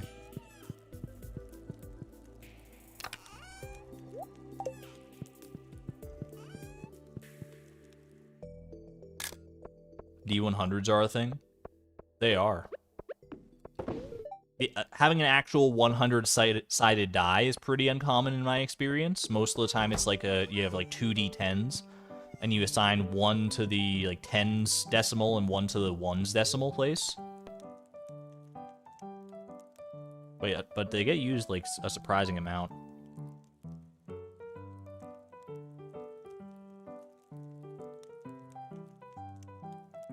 Hubby as a game master is chaotic in his commands to roll for it. It is possible to go too far the other way as well. Like, you can have like games where like there's so few dice rolls and everyone's just doing whatever they want, and it becomes like what's even the point if anyone can just do anything they want and it's fine.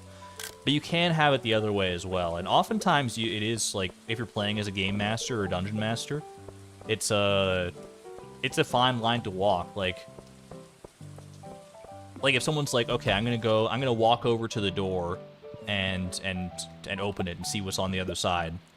You shouldn't be like, okay, roll acrobatics to see how well you can walk to the door, and then roll sleight of hand to see how deftly you are with the doorknob and see what happens. It's like, no, just let them open the door if it's open.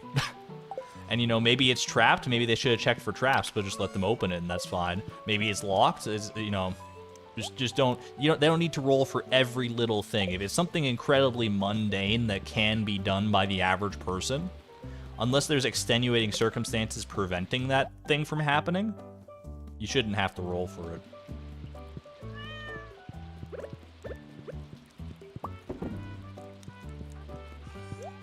The only time a dice roll should be called for in a game like that is when there's a chance of failure that would change the outcome of what you're doing. Like, sure, like, if you're walking towards a door, there's a chance you'll, like, stumble. You'll just, like, trip over your own feet or whatever.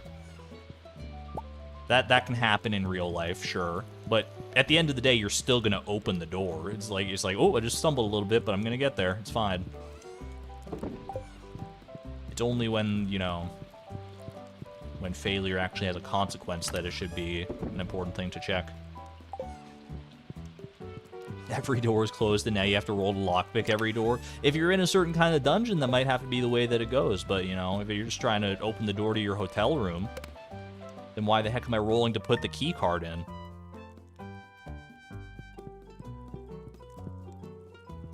You stumble and hit your head and die. That has absolutely happened in a game out there somewhere. There is no doubt in my mind that at some point in someone's home D&D game, someone was like, I'm going to try and walk to the door, and it's like, oh, the floor's a little uneven, why don't you roll for it? They roll a natural 1, and they're like, oh, you tripped over a wayward plank, and you smash your head into the doorknob. They roll damage, and it's like a level 1 wizard, so that they got like 2 hit points. The damage they take is like 6, and they just die instantly. That probably that exact circumstance, almost word for word, has happened at some point. Guaranteed. And it would make for a great story, but in the moment, it might kind of suck. Rule of cool is unfathomably based. Rule of cool definitely needs to be implemented a lot of the time. For those not in the know, the rule of cool is if, like, something is cool. If something is cool enough, it should supersede the dice rolls to a certain extent.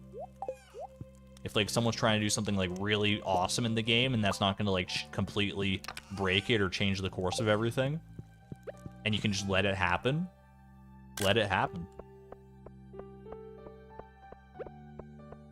Back when I did my fair share of like, DMing, I would try to use the rule of cool to... I would try to balance out the rule of cool to a certain extent. Like, someone would be like, I want to, like... To attack, like, the guy across the room, I want to run and, like, jump on the chandelier and swing across the room and get, like, a plunging attack on the guy. And I'm like, that's awesome. I'm still going to make you roll for it, but, like, I'm not going to make the difficulty check as high as it could be for something like that because I want it to work. And also, if you roll really bad, it's going to be super funny to see you fall from the chandelier.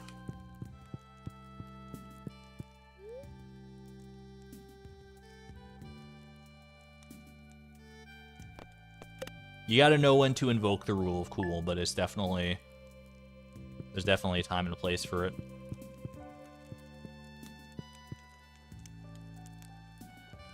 Problem player was wasting animal forms on a skyship. They ran out of transformations and fell to their death. The DM was like, yup, you're just dead. I mean, yeah, they kind of brought that one on themselves. That's entirely fair.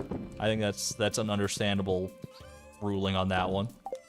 It would depend on the context of the situation and, like, the seriousness of the game that everyone's... Because, like, some games you take more seriously than others, right? Like, sometimes you're just a bunch of friends having a laugh, having, like, a one-off session at night. Other times you want to go for a more serious, like, multi-session long game, and you gotta know your audience. You gotta know your players.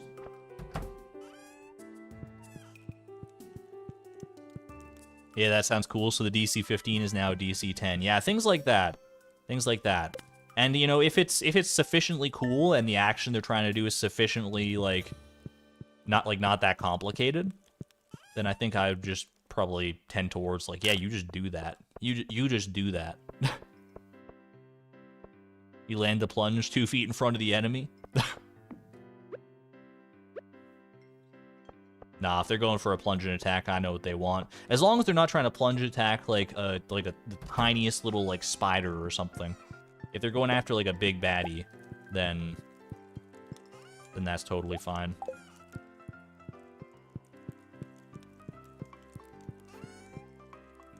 Rule of cool can be overused as well. Like many things in D&D and, you know, life in general, it all comes back to finding the right balance for you and your players.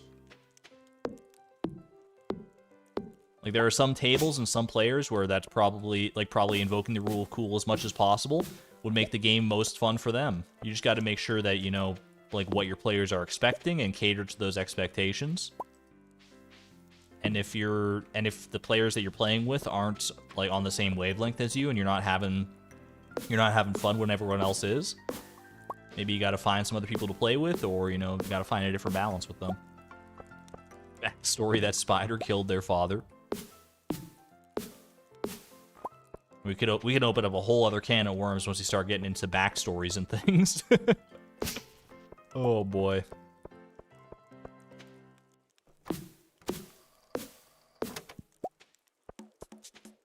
Oh, a failed attack roll, but you got the chandelier roll. I think if in that example I was proposing, if they were doing, like, the chandelier into, like, a plunging attack thing, I would probably just make it one roll. That way, if they fail, then it's gonna be like, you know, they like fall from the chandelier and fall flat on their back, and they make like a fool of themselves or whatever. But if they succeed on that one roll, then they get the chandelier and they get the attack and everything, and it's just like one big thing. That way, you can't have. You could do it that way. There's definitely room to do it, to rule it that way as well, where you do like partial failure versus partial success. But you gotta. Again, it's just one of those things. You gotta know what your players want.